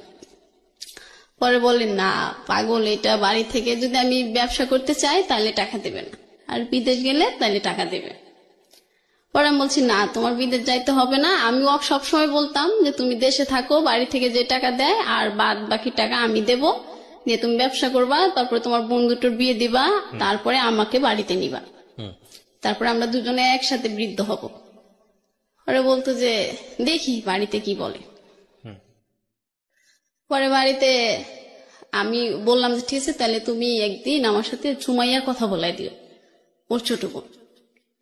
ওর ছোট বোনকে বলছিল যে আমি এরকম একটা মেয়ের সাথে কথা বলি, তো ওই মেয়েটা তোর সাথে কথা বলতে চায়। মানে আমি সুমাইয়াকে বলতাম যে তোমার ভাইয়াকে বিদেশ যেতে দিও না, ও যদি বিদেশ চলে যায়, আমি শুনতাম যে বিদেশ গেলে তো অনেক টাকা কামাই করে, মানুষ মানুষকে ভুলে যায়, তাহলে তো ও আমাকে ভুলে যাবে, আর ও ভুলে গেলে আমি ওকে ছাড়া থাকতে পারবো না। পরে ওই দিনকে ফোন দেয়, পরে আমি ঘুমিয়েছিলাম, পরে আর ফোন ধরতে পারি নাই। পরে আবার আমি ঘুম থেকে উঠে ফোন দিই, পরে বলতেছে সুমাইয়া তোমার সাথে কথা বলতে চাইলো, তুমি তখন ফোন রিসিভ করো নাই কেন? বলছি আমি ঘুমিয়ে গেছি, তাইলে এখন দাও। কয় না, আমি তো সুযোগ সবসময় সবাইকে দিই না। পরে আমি বলছি তার মানে কি তোমার বিদেশ যাওয়ার ইচ্ছা আছে না? কয় হ, বিদেশ গেলেই তো অনেক টাকা কামাই করা যাবে, আর তারপরে আমরা দুজন সুখে থাকতে পারবো বেশি। পরে বলছি না, আমার বিদেশ যেয়ে সুখে থাকতে হবে না, আমরা দেশে থেকেই সুখে থাকবো।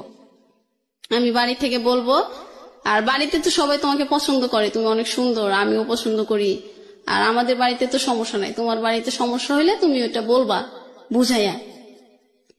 পরে বলছে যে না, আর কোনো কথাই হবে না, আমি দেশের বাইরেই চলে যাব।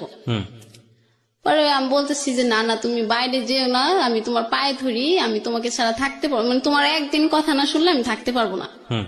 আমি এরকম মানে ওর ভালোবাসা ভিক্ষাও চাচ্ছি, যে তুমি আমাকে শুধু তোমার ভালোবাসা ভিক্ষে দাও, আর আমি তোমার বাড়িতে কাজের মানুষ হয়ে থাকবো, কিন্তু তাও তুমি ছেড়ে যেও না, আর তুমি বিদেশ গেলে আমার সাথে আর যোগাযোগ করবা না।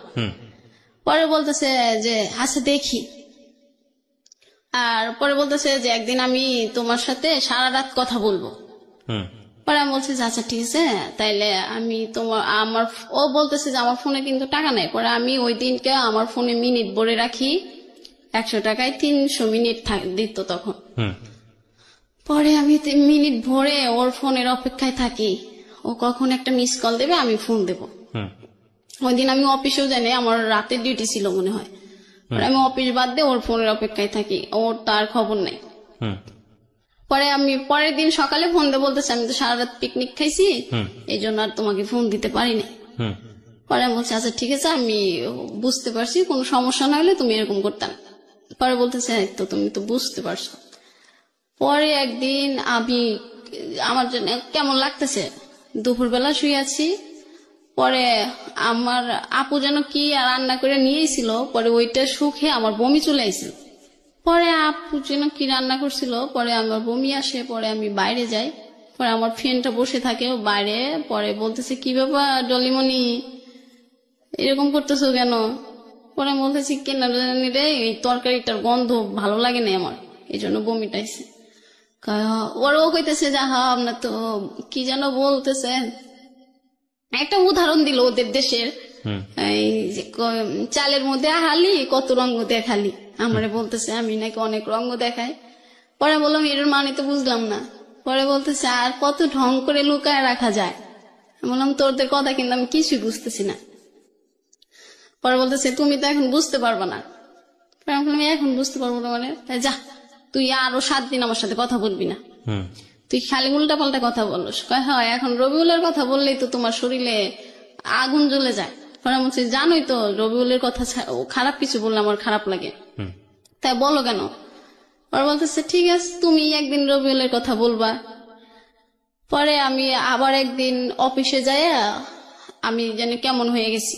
পরে আমার মেডিকেলে আনছে, মেডিকেলে এনে বলছে যে তোমার তো শরীর দুর্বল, খাওয়া লাগবে ঠিক মতো, না খাইলে তুমি অসুস্থ হয়ে যাবা, ঠিক মতো খাবা। পরে আমি অফিস থেকে ওই দিনকে ছুটি দিয়ে দেয় আমাকে।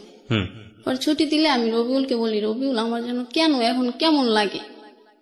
পরে রবিউল বলতেছে কেন কেমন লাগে, মনের ভিতর খারাপ লাগে নাকি? পরে বলছি না আমার শরীরটাই যেন কেমন লাগে। পরে বলতেছে ও এরকম একটু হয়, গরম তো, এই গরমে সবার শরীরটা কেমন যেন কিরকম যেন হয়ে যায়। পরে বলছি না বোকা, গরম কই, রুমে তো সবসময় ফ্যান চলে। পরে বলতেছে যে কি জানো জানি না তোমার এরকম 9-6 কথা, রাখো ফোন রাখো। পরে আর আচ্ছা রেখে দিলাম। পরে আমার বান্ধবী, ওই বান্ধবীটাই আবার আমার কাছে আসলো, এসে বললো যে আচ্ছা ডলিমণি তুই সত্যি করে একটা কথা বলবি? পরে আমি বলছি কি বল? বলতেছে তুই কি রবিউলের সাথে শারীরিক সম্পর্ক করছোস? পরে আমি বলছি হ্যাঁ। পরে কইতেছে যে তাইলে মনে হয় তোর বাবুটা হইছে, তাহলে তুই এরকম করিস কেন? তোর চেহারা তো আগে সুন্দর ছিল, এখন যেন কেমন হয়ে যাচ্ছে। এটা কে বলেছে আপনাকে? আমার ফ্রেন্ড। ফ্রেন্ড আপনাকে জিজ্ঞেস করছে? পরে আমি ওর কাছে সবকিছুই বলি, রবিউল আমাকে কখন কয়টা চুমা দেয়, কখন কয়বার আই লাভ ইউ বলে, কয়বার কাক পাখি ডাকে, সবকিছু আমার ওই ফ্রেন্ডের কাছে আমি বলি, একসাথে ডিউটি করি। পরে বলতেছে যে আচ্ছা তাইলে তুই একটা কাজ করতে পারস। আমি বলছি কি? বলতেছে এটা তুই তোর আপুদেরকে বলতে পারস। পরে আমি বলছি না রে, আপুদেরকে বললে আমার ভাইরা ফেলাইবে, তুই বললেও এই কথা বলিস না। পরে বলতেছে তোর বলতে যদি সমস্যা হয় তা আমি বলি। আমি বলছি না তোর পায়ে ধরে এটা বলিস না, তাইলে আমার এইখানে রাখবেই না, আমাকে বাড়িতে পাঠাই দিবে। পরে আমি বলতেছি না এটা বলিস না, তাইলে আমার বাড়িতে পাঠাই দিব, আর আমি তো বাড়িতে গেলে রবিউলের সাথে কথা বলতে পারবো না। পরে বলতেছে আচ্ছা ঠিক আছে আমি একটা কাঠি এনে দেবো, তুই সব পরীক্ষা করে দেখবি আসলে তোর এরকম লাগতেছে কেন, চেহারাটাও কেমন হয়ে গেছে। পরে আমি বলছি আচ্ছা ঠিক আছে তাহলে তুই আনিস, আমি ওইটা করবো। পরে এটা করার পরে ওইটা হ্যাঁ আসে। পরে আমার বান্ধবী বলতেছে সর্বনাশ করে ফেলছিস, এখন কি করবি? পরে আমি বলতেছি এখন আমি রবিউলে কি করে বলি বল। পরে বলতেছে আচ্ছা ঠিক আছে আমি রবিউলের কাছে বলবো, আর তুই তোর বড় আপার কাছে চল, আপা যদি রবিউলকে বুঝাইয়া বলে তাইলে মনে হয় রবিউল বুঝবে। পরে আমি রবিউলের কাছে যাই, রবিউলকে বুঝাই যে রবিউল দেখো আমার না এরকম এরকম লাগে। পরে বলতেছে যে তুমি কি মানে একটা বকা দিয়ে বলতেছে যে এইসব পেশাল করার জন্য ফোন দাও। পরে আমি বলছি না আমার সত্যি কেমন যেন লাগে। পরে বলতেছে ফোন রাখো, এখন আর ফোন দিবা না। ওর ফোনটা অফ করে দেয়, পরে আর সারা রাত ফোনটা অন করে না। পরে আমি আবার আপুর রেশমির কাছে বলি যে রেশমি দেখো না আবার এরকম করতেছে, আমার সাথে না কথা বলতেছে না, ফোনটা অফ করছে, তাহলে এখন আমি কেমনে বলি? ওর বলতেছে আবার ফোন যখন অন করে ও যখন তোকে এই গানটা শোনাইতো তুই এই গানটা শোনাবি, তাইলে হয়তো তোকে ও আর এরকম রাগ করে থাকতে পারবে না। পরে আমি ওই গানটা শোনাই, ও যে গানটা বলতো আমাকে। পরে ও বলতেছে যে গান শোনাইতে হবে না, তুমি কি বলতে চাও বলো। পরে আমি বলছি তোমার সাথে না রেশমি কথা বলবে। পরে বলতেছে আচ্ছা ঠিক আছে রেশমির কাছে দাও। পরে রেশমি বলতেছে যে হ্যাঁ রবিউল ভাইয়া ও তো এখন এরকম এরকম, ওর মনে হয় পেটে বাবু হয়েছে। পরে বলতেছে যে না না এটা মিথ্যে কথা, এটা কোনোভাবেই সম্ভব। ও বলতেছে এটা কোনোভাবেই সম্ভব না। হ্যাঁ হ্যাঁ হ্যাঁ। পরে আমি বলতেছি যে সম্ভব না মানে তুমি এটা কি বলতেছো? পরে রেশমি বলতেছে তুই চুপ কর, আমি বুঝাই বললেই বুঝবে। পরে বলতেছে যে আপনার কথা বলা শেষ? পরে বলতেছে যে না শেষ না, আপনি ওই কথাটা আগে শোনেন, আপনি হ্যাঁ না কিছু তো একটা বলবেন, এখন ও কি করবে। পরে বলতেছে এটা সম্ভবই না, এটা হয়ই নাই, ও এরকম নাটক করতেছে। পরে আমি আবার বললাম ফোন দিয়া যে রবিউল তুমি বিশ্বাস করতেছো না কেন? পরে কইতেছে যে না এটা কিভাবে বিশ্বাস করবো আমি, আমার জানার মতো তোমার এই মিথ্যে কথা বলতেছো, আর তোমার পেটে বাবুটা ভয় নাই। ও ওর জায়গা থেকে এতটা কনফার্ম ছিল কেন? সেটা আমি বলতে পারবো না। কেন আপনি বলতে পারবেন না? আপনি বিবাহিত একজন নারী, কয় মাস সংসার করেছেন এবং আপনি মোটামুটি ম্যাচিউর একটা বয়সের। প্রথম কথা হচ্ছে যে আপনি তো বিষয়গুলো সম্পর্কে জানতেন, কি করলে বাচ্চা আসে, কি করলে এরকম একটা দুর্ঘটনা ঘটতে পারে, ঘটনা বা দুর্ঘটনা আমি ঠিক জানি না, এটাকে কিভাবে বলবো, সেগুলো সম্পর্কে আপনার জানাশোনা ছিল না। এটা তো ফার্স্ট টাইম হয়নি ওর সাথে, আপনারা যাইতেন, আপনারা মিশতেন, সেটা not one time, second time, third time, fourth time আপনারা গেছেন, তো একের পর আগে ঘটনাগুলো হচ্ছে, তার মানে আপনারা সচেতন ভাবে এই সিদ্ধান্তগুলো নিয়েছেন। তো সেখানে আপনি বলতে পারবেন না কেন? মানে আপনারা কিভাবে মিলেছেন যেটার মধ্যে ও কনফার্ম ছিল যে না বাচ্চা আসার সম্ভাবনাই নাই, আর আপনি বলতেছেন যে না আমি জানি না কিছু, মানে বিষয়টা আমি ও বুঝলাম না। ও এটার জন্য না বলতো যাতে আমি ওকে বিয়ের প্রেশারটা না দিই। সেটা তো অন্য হিসাব, কিন্তু এগুলোর সাথে তো আসলে বাচ্চা হওয়া না হওয়ার কোনো সম্পর্ক নাই। বাচ্চা যেভাবে হবে সেটা আলটিমেটলি দুজনের মধ্যে এরকম একটা সম্পর্ক হলে, এবং সেখানে কিছু সিস্টেমেটিক প্রসিডিওর আছে সায়েন্টিফিক্যালি, সেগুলো ঘটনা ঘটলেই সেটা হতে পারে। তো আপনারা তো একবার এই ঘটনা ঘটেনি, আপনাদের মধ্যে বেশ কয়েকবার ঘটেছে, আপনারা দুজন সচেতন ছিলেন না? না, আমরা দুজন কোনো ব্যবস্থা নিই নাই। পরে আমি ওকে বলার পরে ও বলতেছে আচ্ছা ঠিক আছে ফোন রাখি। ব্যবস্থা নেননি, তারপর আপনারা রেগুলার এগুলো করেছেন? হ্যাঁ। এটা ও কোনো ব্যবস্থা নেয়নি? ও একবার আমাকে ওষুধ কিনে দিয়েছিল। আপনি খাননি সেটা? না না, আমি ওটা খাই। এটা এবং আপনি যে খাননি সেটা ওকে জানানো নেই? না, ও পরে জিজ্ঞাসাও করে নাই। তার মানে আপনাদের মধ্যে এই ঘটনা 1 মাস বা 2 মাসের মধ্যে বেশ কয়েকবার হয়েছে, এই যাওয়া আসার ঘটনা, তাই কি? মুখে বলতে হবে। হ্যাঁ হ্যাঁ হ্যাঁ। মানে 2-3 বার যে আপনারা একসাথে হয়েছেন সেটা 1-2 মাসের মধ্যেই, নাকি গ্যাপ ছিল? না, গ্যাপস। 1-2 মাসের মধ্যেই।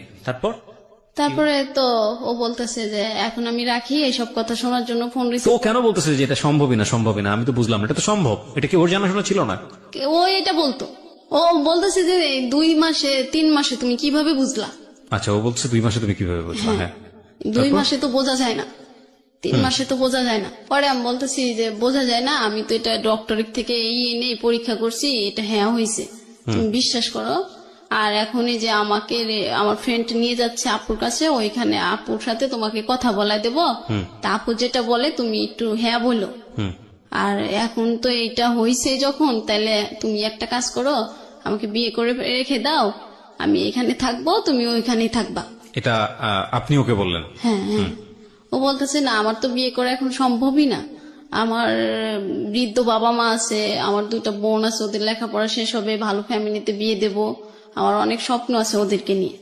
পরে বলছে ওদেরকে নিয়ে স্বপ্ন আছে, তোমাকে নিয়ে তোমার কোনো স্বপ্ন নাই।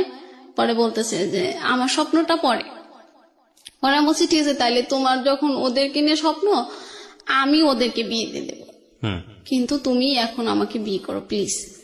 পরে বলতেছে যে আচ্ছা ঠিক আছে, আমি তোমার সাথে পরে কথা বলি, আগে মিঠু ভাইয়ের সাথে কথা বলি।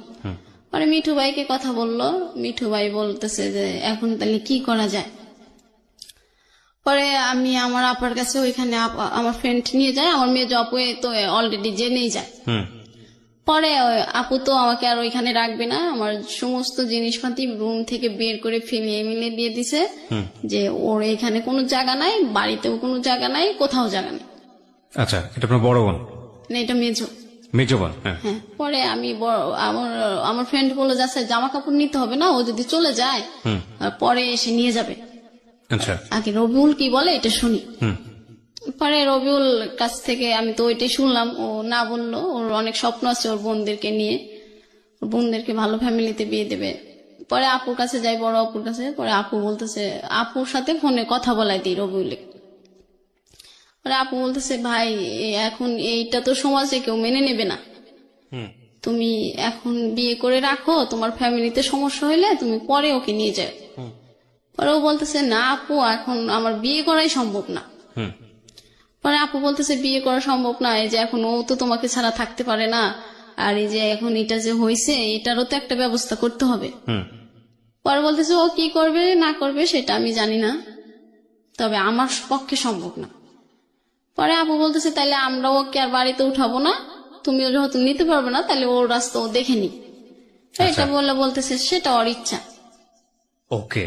পরে আমি তো প্রচুর পরিমাণ কান্না করতেছি যে ও কেন হ্যাঁ বলতেছে না, আর এখনই তো বিয়ে করলে আমি ওর বাড়িতে যাব না, তাহলে হ্যাঁ বলে না কেন। পরে আপু বলতেছে ঠিক আছে তাহলে মিঠুর কাছে দাও, আমি মিঠুর মুখ থেকে শুনি, যেহেতু ও প্রেম করে দিছে, ওর সাথে ছিল, ও কি বলে। পরে মিঠু ভাই বলতেছে যে এখন তো আর ও বিয়ে করতে চাচ্ছে না, ওর ফ্যামিলি নিয়ে ওর অনেক স্বপ্ন আছে। আমার আপু বলতেছে এরকম তো সবার ফ্যামিলি নিয়ে সবার স্বপ্ন থাকে, তাই তুমি যদি বলো তাহলে রবিউল রাজি হবে। পরে রবিউল বলতেছে যে না সম্ভবই না। পরে আমি আপু বলতেছে তাইলে ওকে আমরা কোথাও কই যাবে না যাবে সেটা ও জান। পরে আমি বললাম রবিউল তাহলে আমি তোমার এখানে চলে আসি। পরে বলতেছে তুই যদি এখানে আসস তাহলে আমি সুসাইড করবো। তুই তুকারি করতেছে। হ্যাঁ হ্যাঁ। পরে আমি বলতেছি তুমি সুসাইড করবা কি, তুমি যদি এখন এটা মেনে না নাও আমাকে তো কোথাও নেবে না, আপু মেজ আপু বের করে দিচ্ছে, বড় আপু নেবে না, আর মা তো অসম্ভব, তাইলে এবার আমি সুসাইড করবো তোমার ওইখানে এসে তোমার সামনে, তুমি দেখো। এটা বলার পরে ও তো আরো খেপে গেল, আমি ওর ওইখানে যায় কেন সুসাইড করতে চাইলাম আর কেন ওইখানে আসতে চাইলাম, এটা আমার দোষ, এটা কি বাচ্চা টাচ্চা কিছু হয় নাই, এটা একটা নাটক, বিয়ে করানোর জন্য বিয়ে করার জন্য এটা করতেছে, বিয়ে করার জন্য এটা করতেছি। আমি আমি মানে ওর মতো আর ছেলে পাবো না, ও আমার কাছে অনেক সুন্দর এটা বলি, আর সুন্দর ছেলে তো তোকে কেউ বিয়ে করবে না, এই জন্য এখন নাটক শুরু করছিস। পরে আমি আবার আপুকে বললাম যে আপু আচ্ছা আজকে তুমি আমার কাছে তোমার কাছে নিয়ে যাও, পরে আমি আবার ওকে রাত্রে ফোনে বুঝাবো। পরে ও বলতেছে আমি এখন চলে যাব বাড়িতে, বাড়িতে গেলে ফোন অফ থাকবে। পরে আমি বলতেছি না রবিউল তুমি আমাকে 10টা মিনিট সময় দাও, আমি বাসায় যেয়ে তোমাকে ফোন করবো। পরে ও বলতেছে আচ্ছা ঠিক আছে। পরে আমি বলছি তুমি আমাকে বিয়ে করবা না, পরে বলতেছে না। পরে আমি বলতেছি তাহলে আমি তোমার এখানে এসে যদি সুসাইড করি তাও না, কয় না তাও না। পরে আমি বললাম তাহলে কি তুমি আমার সাথে আর সম্পর্ক রাখতে চাও না? পরে বলতেছে যে না রাখতে চাই না। পরে যখন আমি বললাম আচ্ছা ঠিক আছে তুমি আর আমার সাথে সম্পর্ক রাখতে হবে না, তুমি ভালো থেকো, আমি বাচ্চাটার ব্যবস্থা আমি করব, আর আমি তোমাকে কখনো ফোন দেব না, আমি আমার ভাগ্যকে মেনে নিলাম। পরে বলতেছে যে কি ব্যাপার তুমি এত এই বললা বাচ্চা হয়েছে আবার এত সহজে ভাগ্য মেনে নিলা, এই তো তুমি নাটক করলা আমার সাথে এতক্ষণ, আমার এই কষ্ট দিলা, প্যারার ভিতর রাখলা। পরে আমি বলতেছি তুমি এখন এসব কথা বলতেছো কেন? পরে বলতেছে তুই যে নাটক করলি এটাই তো তার প্রমাণ, তুই এত সহজেই মেনে নিলি ভাগ্যকে। পরে আমি বললাম যে দেখো আমি ওইখানে গেলে তুমি সুসাইড করবা, আবার আমি সুসাইড করতে চাইলেও তুমি বিয়ে করতে পারবা না, তাইলে এখন আমি আমার ভাগ্যকে মেনে না নিয়ে কি করবো বলো? পরে বলতেছে যে ঠিক আছে রাখ ফোন রাখ, এখন আমি বাড়িতে যাব, আমার খুব প্যারার ভিতর রাখলি। এটা বলে ফোন কেটে দেয়, আমি ওইখানে রাখতে থাকি। পরে একটা আপু বিশ্বাস করে না, পরে একটা ডাক্তারের কাছে নিয়ে যায়, পরে ডাক্তার বলে হ্যাঁ। পরে আপু অনেকগুলো ওষুধ কিনে আমাকে দিয়ে দেয় যে বাচ্চাটা যেন, ও যেহেতু ছেলে তোমাকে আর বিয়ে করতে চাচ্ছে না, তাইলে এটা তুমি নষ্ট করে চাকরিটা করো, আর ওইখানেও তো তোমাকে রাখবে না বাচ্চা সহ। পরে আমি বললাম আচ্ছা ঠিক আছে, তা ওষুধ কিনে দেয়। পরে আমি ওষুধগুলো নিয়ে আমি সিরাজগঞ্জ চলে যাই। সিরাজগঞ্জ শহরে চলে যাওয়ার পর মানে ওইখানে যাওয়ার পরে আমি একটা বাসায় যাই, বাসায় যাই বলি যে আমি বাসাটায় থাকলে তাইলে আর কেউ কোনো সমস্যা করবে না। ও আমার আপু আমার ফোন রেখে দেয় যে ফোন থাকলে তোমার রবিউলের কথা মনে পড়বে, তুমি রবিউলের ছবি দেখবা, ওর স্মৃতিগুলো তোমার চোখে ভাসবে, ওর সাথে কথা বলতে ইচ্ছা করবে, তোমার ফোন নাই, তুমি এখন থেকে যে টাকা বেতন পাবা সব টাকা হাতে দিয়ে দিবা তোমার মেজ বোনের কাছে। পরে এখন আমি বললাম যে এখন তো আর মোবাইল চাওয়া যাবে না, এখন রাগের মাথায় আছে ঠিক আছে মোবাইল নিয়ে নি। পরে আমি যখন চলে যাই আমার আর খুঁজে পাই না, পরে আমি আমার একটা সিম ওইখানে যাই একটা ফোনে উঠাই, পরে দেখি যে সবাই ফোন দিচ্ছে পাগলের মতো আমার ফ্যামিলির। পরে বলছি যে আমাকে ফোন দিচ্ছ কেন? পরে বলতেছে ফোন দিতেছি মানে তুই তুই ঢাকাতে যাস নাই, তুই বাড়িতে চলে গেছিস না কোনে গেছিস বলস না কেন? পরে আমি বলতেছি না আমার ফোন কেড়ে নিয়েছো আমি আর যাব না। পরে বলতেছে তুই ফোনের কারণে আমাদেরকে ছেড়ে চলে গেলি, কোন না কোন দূরে আমরা সারা রাত তোর টেনশন করলাম, আচ্ছা ঠিক আছে তুই চলে আয় আমি তো ফোন দিচ্ছি। পরে বলছি ঠিক আছে ফোন দিলে আমার শর্ত আছে। পরে বলতেছে কি শর্ত? আমি বলছি যে আমি এই বাচ্চা নষ্ট করতে পারবো না। পরে আমার আপু বলতেছে বাচ্চা না নষ্ট করতে কিভাবে থাকবি? এই ছেলে যদি তোকে বিয়ে করে রাখতো তাহলে তুই থাকতে পারতি, বিয়ে করছে এখন বাচ্চা নিয়ে থাকতেছি, জামাই অনেকদিন পর মেনে নেবে। পরে বললাম যে এত কিছু বুঝি না, তোমরা যদি এতে রাজি হও তাহলে আমাকে বলো আমি আসতেছি। পরে বলতেছে আচ্ছা ঠিক আছে। পরে এটা বলে ওরা আমাকে মানে ধরবে।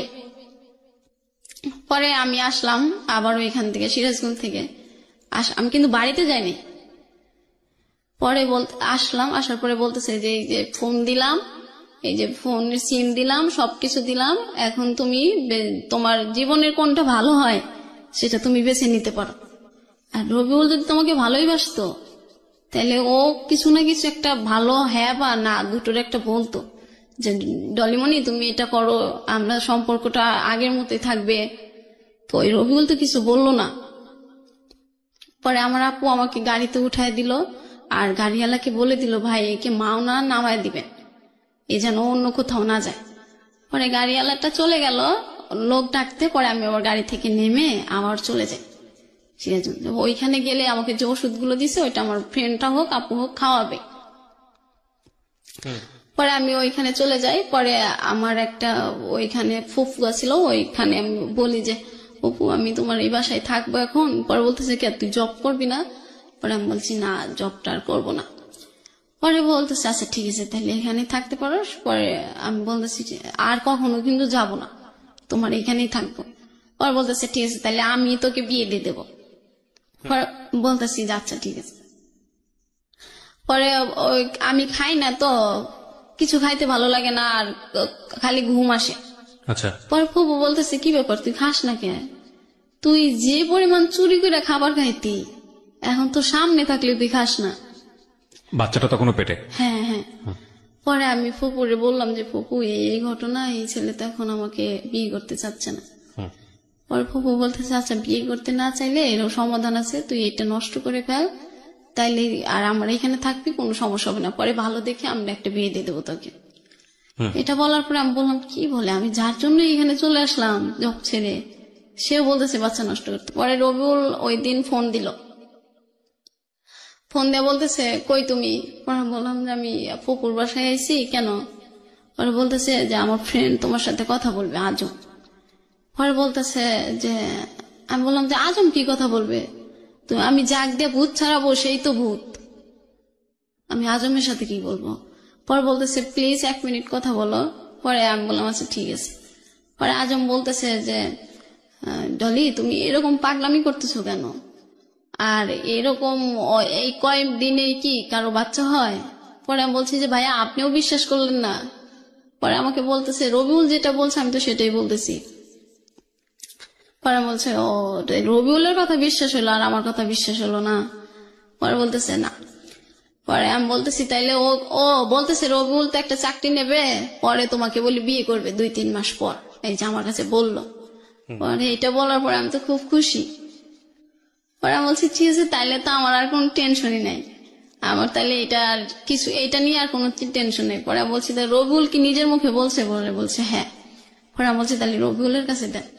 পরে রবিউলের কাছে দেওয়ার আগে বলতেছে যে শোনো তুমি যে চাকরিটা করো ওইখানে চলে যাও, চলে যায় তুমি রবিউল তোমারই থাকবে, ও তো তোমার।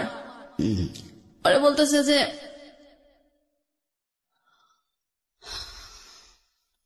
ও শুধু তোমাকে ভালোবাসে। পরে আমি আবার ওর কথা বিশ্বাস করে আবার আমি ওইখানে চলে আসি। ঢাকাতে আসার পরে পরে আমি ওকে বললাম যে হ্যাঁ রবিউল আমি তো চলে আসি। পরে বলতেছে ঠিক আছে তুমি ঠিক মতো চাকরি করবা, ঠিক মতো অফিস করবা, ঠিক মতো খাবার খাবা, ঠিক মতো গোসল করবা। পরে আমি বলছি যে হ্যাঁ এখন তো আমার সবকিছু ঠিক মতোই করতে হবে, নাহলে তো তোমার বাবুটা ঠিক মতো হবে না। এটা আপনি বললেন? পরে বলতেছে এই জন্যই তোমার সাথে আমার কথা বলতে ইচ্ছা করে না, তুমি কথায় কথায় মিথ্যে কথা বলো, নাটক করো, অভিনয় করো। পরে আমি বললাম যে বিশ্বাস করো আমি কোনো নাটক করতেছি না, তুমি কেন বিশ্বাস করো না?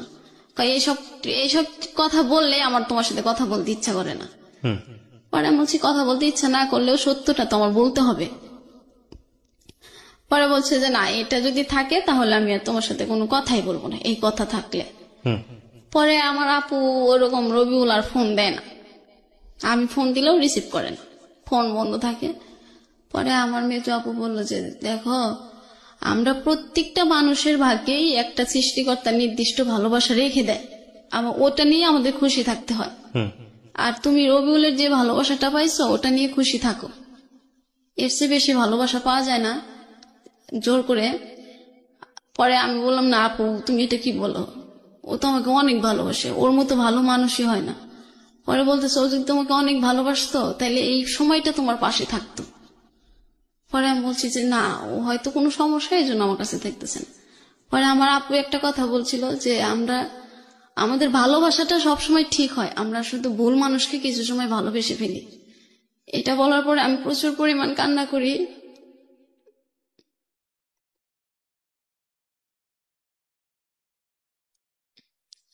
যে তারপর কি হলো? আমি যাকে জীবনের সঠিক মানুষ মনে করলাম সে আজকে আমার কাছে ভুল মানুষ হবে, না এটা হতে পারে না। পরে আমার রুমে সবাই জানে এই বিষয়টা, এখনো জানে যে আমি রবিউলের জন্য পাগল। পরে সবাই বলতেছে আচ্ছা ঠিক আছে, তুমি যখন রবিউলকে ভালোবাসো তুমি বাবুটা নষ্ট করে ফেলো, ও তোমার ভালোবাসা আছে থাকবে, তোমার বাবু আবার হবে ও যখন তোমাকে বিয়ে করবে। পরে আমাকে সবাই মিলে এটা অনেক কিছু বোঝানোর পরে আমি হ্যাঁ বলে দিই, আচ্ছা ঠিক আছে বাবুটা আর রাখবো না। পরে ওর সাথে আর এই বিষয়ে আমার কথা হয় না যে রবিউল আমি বাবুটা নষ্ট করব ভালো মন্দ, ও তোমাকে নাই করে দিছে, তারপর তো কথাই বল না। পরে আমি নষ্ট করি, মানে ওষুধ খাই। ওষুধ খাওয়ার পরে আমি এত অসুস্থ হয়ে যাই, একদিকে রবিউল কথা বলে না, একদিকে আমি কি এমন একটা মানুষকে ভালোবাসলাম, আমার কষ্টের সময় সে পাশে নাই, আমার এই যে বাচ্চাটা নষ্ট হয়ে যাচ্ছে, মানে নানান কষ্ট আমার চারপাশে মনে হলো তখন। আর মানে ওষুধটা বাবুটা নষ্ট হওয়ার সময় আমি এত অসুস্থ হয়ে গেলাম, আমি উঠে দাঁড়ানোর ক্ষমতা আমার ছিল না তখন। পরে আমাকে সবাই সেবা যত্ন করলো, 15 দিন আমি ওই অসুস্থই ছিলাম। পরে ওর সাথে আর এই কথা হয় নাই ভালো করে, ওই হয়তো 1 মিনিট ফোনটা বলতো কি করো, আমি ওই কাউকে দিয়ে ফোনটা রিসিভ করে বলতাম যে হ্যাঁ বল ভালো আছে। পরে একদিন আমাকে বলতেছে ডলিমণি, আমি বললাম হ্যাঁ বলো। পরে বলতেছে আমি না একটা কথা বলতে চাই তোমারে। পরে বললাম যে কি বলো। বলতেছে আচ্ছা আমরা কালকে সারা রাত কথা বলবো, তখন তোমার সাথে কথা বলবো। পরে আমি বললাম যে ঠিক আছে, তোমার ফোনে কি টাকা আছে? পরে বলতেছে না। পরে আমি বললাম আচ্ছা ঠিক আছে আমি ফোন দিবনি, তুমি কখনো হয় আমাকে একটা SMS করে জানিয়ে দিও। পরে বলতেছে আচ্ছা ঠিক আছে। পরে রাত গেল আর ফোন দিল না। পরে দিন সন্ধ্যাবেলা ও আমাকে ফোন দিয়ে বলতেছে যে ডলিমণি একটা কথা বলবো। পরে বলছি হ্যাঁ বলো। পরে বলতেছে আমাকে ক্ষমা করে দিও। পরে আমি বললাম ক্ষমা? কিসের ক্ষমা চাও তুমি? আমার কাছে তো তুমি কোনো অপরাধ করো নাই। পরে বলতেছে আমি না বিদেশ চলে যাচ্ছি। এটা বলার পর হুম।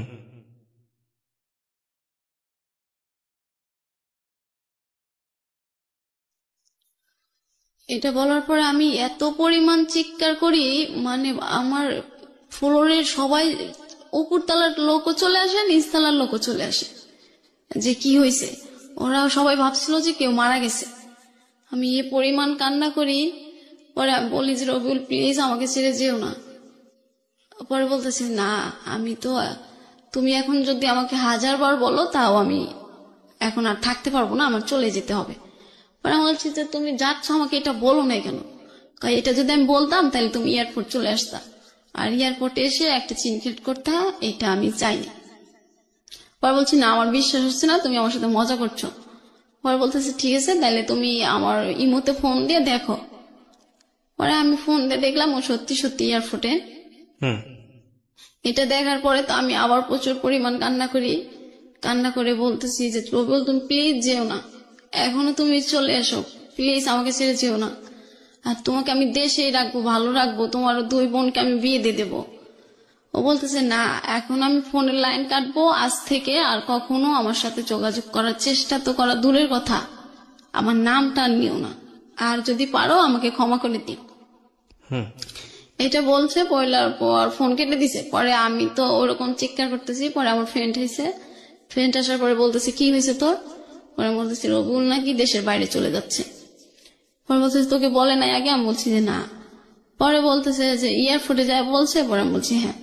পরে আমি আবার ফোন দিই, ফোন দিয়ে বলতেছি রবিউল তুমি প্লিজ যেও না, এখনো তুমি ওর ভিতরে যাও নাই, তুমি এখনো বাড়িতে চলে যাও।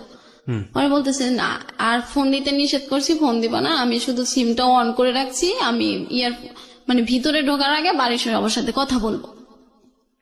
পরে এই বলে ফোনটা কেটে দেয়। পরে আমি আবার ওর একটা ফ্রেন্ডের কাছে ফোন দিই যে ও কি সত্যি চলে যাচ্ছে নাকি কাউকে এয়ারপোর্ট থেকে রিসিভ করতে গেছে। পরে বলতেছে না ওরই তো আজকে ফ্লাইট রাত 12টায়। পরে এটা বলার পরে আমি আবার কান্না শুরু করে দিই। পরে আমি আবার রবিউলে ফোন দিতে থাকি, ও আর ফোন ধরে না, ও বিজি, ওয়েটিং ওয়েটিং, ও বাড়ির সবার সাথে কথা বলে। যখন বিমানে উঠবে তখন আমাকে ফোন দিয়া বলতেছে যে তুমি তোমার মতো করে ভালো থেকো, আর আমার কথা মনে করো না, আর ভালো ছেলে পেলে বিয়ে করে নিও। এটা বলার পরে আমি বললাম যে না, আমি তোমার অপেক্ষায় থাকবো। তুমি 10 বছর পর হোক, 20 বছর পর হোক, যদি কোনো একদিন দেশে আসো তাহলে আমাকে প্লিজ, আমার এই নাম্বারটা তোমার জন্য আমি অনন্তকাল রেখে দেব, যতদিন তুমি বিদেশ থেকে না আসো। আমাকে একবার ফোন দিও, আমি তোমার দেখবে সেদিন আমি তোমার অপেক্ষায় আছি। এটা বলার পরে ও বলতেছে ঠিক আছে, আমি রেখে দিলাম, আর কখনো কথা হবে না। পরে আমি বললাম ঠিক আছে, তুমি যখন আর কথা বলতে চাও না তাইলে ওইখানে যায় 1 মিনিট আমার সাথে ফোনে কথা বললো, তুমি মানে বিদেশ গেছো, আমি তাতেই খুশি থাকবো। পরে এটা বলার পরে ও বলতেছে যে আচ্ছা ঠিক আছে, আমি এটা করতে পারি। পরে যায়, গেলে পরে আর তো 2-1 দিন ফোন দেয় না আমাকে। আর আমি শুধু ওর ফ্রেন্ডদেরকে ফোন দিয়ে জিজ্ঞাসা করি রবিউল কি তোমাদেরকে ফোন দিছে? পরে বলতেছে না আমি, ও তো আমাদেরকে ফোন দেয় নাই। পরে বললাম ও ফোন দেয় নাই, আমাকেও ফোন দেয় না, তো ওকে একটা তো কিছু জানাবে, ও গেছে কি না, ভালো করে কোথায় আছে না আছে। পরে এটা বলার পরে ও হঠাৎ করে তার পরের দিন ফোন দিছে, 2 দিন পর ফোন দিয়ে বলতেছে ডলিমণি। পরে আমি এটা শুনেই আমি বুঝতে পারি যে এটা আমার রবিউল।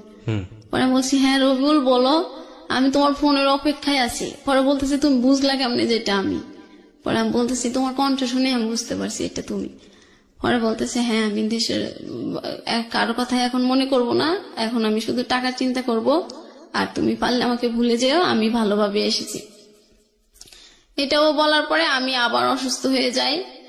একেতে ও চলে যায়, আর কথা হয় না, এই এক টেনশন। আর ওর সাথে কথা না বললে তো আমি থাকতেই পারতাম না। আমার বাবুটা নষ্ট করছি, এটার এক কষ্ট। আর বাড়িতে সবার কাছে কালারিং হয়েছি, এটার এক কষ্ট। এখন আর কেউ ওইভাবে, মানে আমার কষ্টের সময় যদি ওদেরকে 1000 বলি, তাই ওরা আর ওইভাবে নেয় না যে তুমি এরকম কাজ করছো, এটার কষ্ট তোমারই ভোগ করতে হবে। পরে আবার বেশ কিছুদিন আমি এইভাবেই থাকি, চুপচাপ, কারোর সাথে কথা বলি না, খাবার খুব কম খাই। পরে একদিন আমার আপু বলতেছে যে এখন কি রবিউলের আশায় থাকবি নাকি অন্য কারোকে বিয়ে করার চিন্তা ভাবনা করবি? পরে আমি বলতেছি না, আমি ওকে 10 বছর অপেক্ষা থাকতে আমি বলে দিছি, ও 10 বছর পরে দেশে আসে আমার কাছে আসবে। পরে ও বলছে এই কথা তো ও দেয় না, এটা তো তুমি দিছো, ওই ছেলে আর এসে তোমাকে কখনো যোগাযোগ করবে না। এটা বলার পরে আমার অফিস বন্ধ থাকে শুক্রবার, ও একদিন শুক্রবারে ফোন দিছে। ফোন দিয়ে বলতেছে কেমন আছো? পরে আমি বলতেছি হ্যাঁ ভালো আছি। পরে বলতেছে ভালো আছো? আমি বলছি তুমি কেমন আছো? বলতেছে হ্যাঁ ভালো আছি। পরে বলতেছে যে তুমি আমাকে ভুলে যেতে পারতেছো? পরে আমি বলছি যে এটা কি এত সহজে ভোলা যায়? তোমার তো আমি বলছি যে আমি তোমাকে কখনো ভুলতে পারবো না। পরে বলতেছে যে আমি কিন্তু তোমাকে অলরেডি ভুলে গেছি, এইখানে অনেক ইন্দোনেশিয়ার মেয়েরা আছে, অনেক সুন্দরী, তোমার মতো আর কাক পাখি না, আর কাউকে কাক পাখি বলে ডাকতে হয় না আমার। পরে আমি বলছি ওদের মতো ফর্সা হইলে তাইলে আমাকে বিয়ে করতা? পরে বলতেছে চিন্তা ভাবনা করে দেখা যাইতো। পরে আমি বললাম এই তুমি তো তাহলে এটা আগে বললে আমি ফর্সা হয়ে যেতাম। পরে বলতেছে যে তাইলে তো তুমি আমাকে কখনো বলো নাই যে ফর্সা হওয়ার কোন সিস্টেম আছে। বাচ্চাটা কোথায় তখন?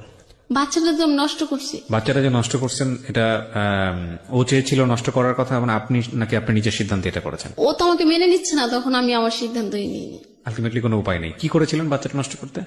আমি ফার্মাসি থেকে নিজে নিজেই ওষুধ খেয়েছেন নাকি নিজে নিজেই ডাক্তারের সাথে গিয়েছেন, কথা বলেছেন? না, ডাক্তারের কাছে তো আমার আপুই ওষুধ কিনে দিয়েছিল, আমি ওই ওষুধগুলো খাওয়ার পর তো আমি অসুস্থ হইলাম। রুমে সবাই আমাকে সেবা করতেছে আর শুধু বুঝাইতেছে। ওর সাথে কথাবার্তা বলছেন? তারপর পরে রবিউলের সাথে আমার কথা হইতেছে। পরে বলতেছে যে শোনো, আমার একটা বাইক থাকবে, একটা সুন্দরী বউ থাকবে, তাহলে সে বাইক চালানোর মজাটাই থাকবে, আর তুমি তো কাক, এই জন্য তোমাকে বিয়ে করাটা হয়নি। এবার আমি দেশে যে একটা সুন্দরী মেয়ে বিয়ে করবো। পরে আমি বলছি যে তোমাকে সুন্দরী মেয়ে বিয়ে করাইতেছে, আমি তো তোমার অপেক্ষায় থাকবো, তুমি দেশে এসে দেখবা আমি তোমার অপেক্ষায় আছি। আর বলতেছে তুমি তো বুড়ি হয়ে যাবা, আমি তো তখন তোমাকে বিয়ে করব না। পরে বলতেছে তুমিও তো বুড়া হয়ে যাবা। পরে বলতেছে যে ঠিক আছে, আমার সাথে আর যদি তুমি কথা বলতে চাও তাইলে আমার ফ্রেন্ড হয়ে থাকতে পারো, আমার গার্লফ্রেন্ড হয়ে থাকতে পারবা না। পরে এটা বলার পরে আমি বললাম কেন, আমি তো তোমাকে স্বপ্ন দেখছি তোমার বউ হব, আমি তোমার সাথে বৃদ্ধ হব, তুমি আজকে এই কথা বলতেছো কেন? পরে বলতেছে যে হ্যাঁ, এটাতে যদি রাজি হও তাহলে আমি তোমার সাথে কথা বলবো, কন্টিনিউ। পরে আমি বললাম যে না, আমি এটাতে কোনোভাবেই রাজি হতে পারবো না, কারণ আমি তুমি তখন অন্য একজনকে বিয়ে করবা, আমি তো এটা মেনে নিতে পারবো না। পরে বলতেছে আচ্ছা ঠিক আছে তাইলে রাখি। পরে এটা বলার পরে ওর ওই দেশের নাম্বার আমি পেয়ে যাই। পরে আমি তো সবসময় ওকে ফোন দিতেই থাকি, ফোন দিলেও হয়তো 100 বার ফোন দিলে একবার রিসিভ করে বলে কি ব্যাপার তুমি ফোন দিচ্ছ কেন, কিছু বলার আছে তোমার? পরে যদি আমি বলতাম হ্যাঁ আমার বলার আছে। আরেকবার যদি বলতেন ও কিসের পারমিশন চাচ্ছিল আপনার কাছ থেকে? আরেকটা মেয়ে বিয়ে করবো এখানে, আপনি মানতে পারবেন নাকি? কি মানতে পারবেন না? ও বলতেছে যে তুমি যদি আমার সাথে ফ্রেন্ড হয়ে থাকতে পারো তাহলে। ও আচ্ছা, মানে আলটিমেটলি ও চাচ্ছে যে না এখন আর কোনো প্রেমের সম্পর্ক না, তুমি আমার সাথে বন্ধুর মতো থাকো। হ্যাঁ, কিন্তু আমি তো ওকে নিয়ে স্বপ্ন দেখছি অন্যটা। এখন আমার বন্ধু মানে আমার ভালোবাসার মানুষের বউ হবে অন্য একজন, এটা তো আমি দেখতে পারবো না। পরে বলতেছে এই শর্তে রাজি না হইলে তাইলে থাক, কথা বলার দরকার নেই। আচ্ছা, পরে এইগুলো ও ফোন কেটে দেয়। আমি তোর ওইখানকার নাম্বার পাই, পরে পাওয়ার পরে আমি তো ফোন দিতেই থাকি, ফোন দিলে ও রিসিভ করে না, রিসিভ করলে বলে যে এখন আমি অনেক ব্যস্ত আছি, সারাদিন ডিউটি করছি, এখন ঘুমাবো, এটা করবো সেটা করবো, মানে অনেক নয় সয় কথা। পরে একদিন ও আমাকে ফোন দিয়ে বলতেছে ডলিমনি একটা কথা বলবো? পরে আমি বলছি হ্যাঁ বলো। বলতেছে আজকে তুমি একদম সত্যি কথা বলবা। পরে আমি বলছি হ্যাঁ। পরে বলতেছে তুমি আমার সাথে এই নাটকটা না করলেই পারতা। পরে বলছি কোন নাটকটা? কয় হ্যাঁ তুমি ভেবে দেখো, আমি দেশ ছাড়ছি তোমার অনেক কষ্ট নিয়ে। আমি বলছি কোন কথা বলতেছো তুমি? পরে বলতেছে যে তুমি যে এটা বলছিলা বাচ্চা হইছে আমাকে বিয়ে করো, আমি তো এটা এখনো মেনে নিতে পারি না যে তুমি আমার সাথে এত বড় প্রতারণা করছো। পরে বলছি কোনটা আমি প্রতারণা করলাম? পরে ভাই তুমি আমার সাথে মিথ্যে বললা কেন? এই 2-3 মাসে বাবু হয় আমি তো এটা জানি না। পরে আমি বলছি তুমি তাইলে একটা কাজ করো, দাদার কাছে জিগে, মিঠু ভাইকে জিগেলে মিঠু ভাই বলবে, যেহেতু মিঠু ভাইয়ের বউ আছে তাইলে তুমি ক্লিয়ার হতে পারবা আসলে আমি মিথ্যে বলছি না সত্যি বলছি। পরে বলতেছে 3 মাসে বাবু তুমি এটা বুঝতে পারো কেমনে? পরে আমি বলছি যে এটা বোঝা যায়, তুমি আমাকে বিশ্বাস না করলে তুমি দাদাকে। পরে বলতেছে ঠিক আছে তাহলে তুমি তোমার বাবার কসম দিয়ে বলতে পারবা? পরে আমি বলছি হ্যাঁ আমার মৃত বাবার কসম, এটা আমি সত্যি বলতেছি, এখনো বলি, আগেও বলি, পরেও বলবো। পরে বলতেছে আচ্ছা ঠিক আছে তাই রাখি। রাখি বলতে বলতে ও আবার একদিন ফোন দেয় বলতেছে যে আচ্ছা তুমি আমার জন্য কতদিন অপেক্ষা করতে পারবা? পরে আমি বলছি তুমি যতদিন সুমাইয়া মাসুমা ওদেরকে বিয়ে দিবা, বাড়িতে সুন্দর করে একটা ঘর দিবা, আমি আর তুমি থাকবো, আর একটা ঘর দিবা, মা বাবা থাকবে, ততদিন মানে যতদিন তোমার নিজের পায়ে না দাঁড়ানো হয় ততদিন পর্যন্ত তুমি দেশের বাইরে থাকো, আমি এখানেই থাকবো, তারপরে আমরা দুজন আবার সুখে সংসার করব। পরে বলতেছে যে তাইলে আমি 10 লাখ টাকা গুছাই আর তুমি 10 লাখ গুছাও। পরে আমি বলছি ঠিক আছে, আমি তো এখানে 10 বছর চাকরি করি, তুমি বিদেশ থাকো 10 বছর, তাহলে আমাকে এখান থেকে তো 5 লাখ টাকা এমনি দেবে। পরে বলতেছে আচ্ছা ঠিক আছে। এটা বলার পরে আবার একদিন আবার অনেক কয়দিন কথা হয় না। কথা না হইলে আমি তো ফোন দিতে থাকি, দেখে ও আমাকে ব্লক করে দেয়। ইমোতে ব্লক করে দেওয়ার পরে আমি আর ওকে খুঁজে পাই না, আমি তো পাগল হয়ে গেলাম। পরে আমার একটা ফ্রেন্ডের ইমোতে ওর নাম্বারটা সেভ করলাম, সেভ করার পরে ওই নাম্বার থেকে ফোন দিলাম, পরে ওই নাম্বারটাও ব্লক করে দেয়। যেটাই দেখে যে আমার কণ্ঠ সেটা ব্লক করে দেয়। পরে ব্লক করে দিলে তো আর আমার ক্ষমতা নাই ওকে সারাক্ষণ ফোন দেওয়া। আর ওই দেশের যে নাম্বারটা ছিল, পরে বলতেছে এই নাম্বারে যদি ফোন দাও তাহলে এই সিমটা আমি চেঞ্জ করে ফেলবো, তোমার ক্ষমতা নাই আমাকে খুঁজে বের করার। পরে আমি বললাম ঠিক আছে রবিউল, আমি আজকে বুঝতে পারলাম তুমি যে আমাকে কতটা ঘৃণা করো। আমি ফোন দিয়ে দেখে আমাকে তুমি ব্লক করে দিয়েছো, আমি ফোন দিয়ে অন্যজনের ফোনটা দিই তাকেও ব্লক করছো, আমি ফোন দেবো দেখে তুমি সিম চেঞ্জ করতে ফেলবা। ঠিক আছে সিম চেঞ্জ করার দরকার নেই, তুমি সিম রেখে দাও, আমি আর তোমার সাথে যোগাযোগ করব না। পরে এটা বলার পরে আমি ওরকম আমি আর এখন কার সাথে বেশি কথা বলি না। ওই সময় কেউ কিছু জিজ্ঞাসা করলে হ্যাঁ না। আর তখন ও চলে যাওয়ার পরে অপূর্ব নাটক আমার বেস্ট সময় হয়ে যায়, মানে প্রত্যেক দিন অপূর্বর 4 থেকে 5টা নাটক আমি দেখতাম। অপূর্বর নাটক দেখতে দেখতে এক সময় আমি মানে ওকে ফোন দেওয়াটা ভুলে যাইতাম, মানে ওর ব্লক করা। তারপরে আমি দিনে একবার করে ফোন দিতাম যে যদি কোনোদিন ব্লকটা খুলে ফেলে। পরে একদিন ওই নিজে থেকে ফোন দিছে, ফোন দিয়ে বলতেছে কি করো? পরে বলতেছি তোমার আমি বলছিলাম যে তুমি যদি কখনো হারিয়ে যাও তাহলে অপূর্বর নাটক আমার সঙ্গী হয়ে যাবে। পরে বলতেছে ও অপূর্বর নাটক দেখো? পরে বলতেছি হ্যাঁ। পরে কইতেছে অপূর্বর একটা নাটক দেখো। পরে আমি বলছি কি নাটক? পরে কইতেছে যে উৎসর্গ ভালোবাসা। পরে আমি ওই নাটকটা বলছি আচ্ছা ঠিক আছে, তোমার সাথে কথা শেষ হওয়ার পরে আমি নাটকটা দেখব। পরে ওই নাটকটা দেখলাম। পরে বলতেছে নাটক শেষ হলে আমাকে আবার একটা ফোন দিবা। পরে আমি বলছি তুমি তো আমাকে ব্লক করছো, আমি কিভাবে ফোন দিব? পরে বলতেছে ঠিক আছে আমি ব্লক খুলছি, তুমি ফোন দিও।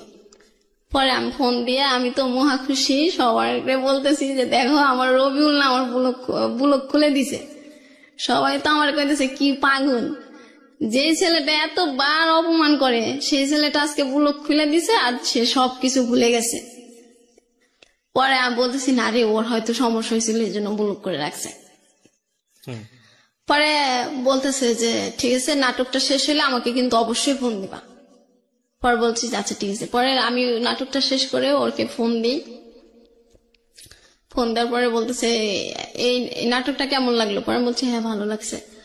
পরে বলতেছে আজকে থেকে অপূর্ব নাটক দেখা বাদ দিয়ে সিয়ামের নাটক দেখবা। পরে আমি বললাম আচ্ছা ঠিক আছে। পরে বলতেছে সিয়াম আমার ফেভারিট নায়ক, ওর নাটক দেখবা। পরে আমি বললাম আচ্ছা ঠিক আছে। পরে এই নাটকটা কথা বলার পরে ও একটা অপূর্বর গান দেয়। গান দেওয়ার পর আবার আমাকে ব্লক করে দেয়। পরে আমি বললাম যে কি ব্যাপার, এই মাত্র ভালো মানুষ কথা বললো আবার ব্লক করে দিল। পরে রুমে আমি কান্না করতেছি। পরে রুমে সবাই বলতেছে কি ব্যাপার রবিউল না, তুই কি বললি যে কেবল কি যেন দিছে, খুব খুশি। পরে আমি বলছি অপূর্বর একটা গান দিছে। পরে গানটা এরকম তো আমার এখন ভালো থাকা আমার উপর নেই, তোমার মতো তুমি ভালো থেকো। পরে এই গানটা শোনার পর রুমে সবাই বলতেছে এবার তুই নিজে থেকে ওকে ব্লক করে দে, মন থেকে। আচ্ছা। পরে আমি বললাম না, আমি ওকে মন থেকে কখনোই ব্লক করতে পারবো না। পরে এভাবে কান্নাকাটি করার পর রুমে সবাই বিরক্ত হয়ে যায় মানে আমার প্রতি। এই একটা ছেলেকে নিয়ে সারাক্ষণ, যে ছেলে তোমাকে চায় না, সেই ছেলে তোমাকে পাত্তাই দেয় না, তাও কেন তুমি সেই নতুন করে জীবনটা শুরু করো। আমিও চেষ্টা করতাম যে আচ্ছা রবিউলকে ভুলে থাকি, কিন্তু আমি কিছুতেই পারতাম না ভুলে থাকতে। পরে এরকম করতে করতে আমি সব, ও বলতো যে নামাজটা ঠিক মতো পড়ো।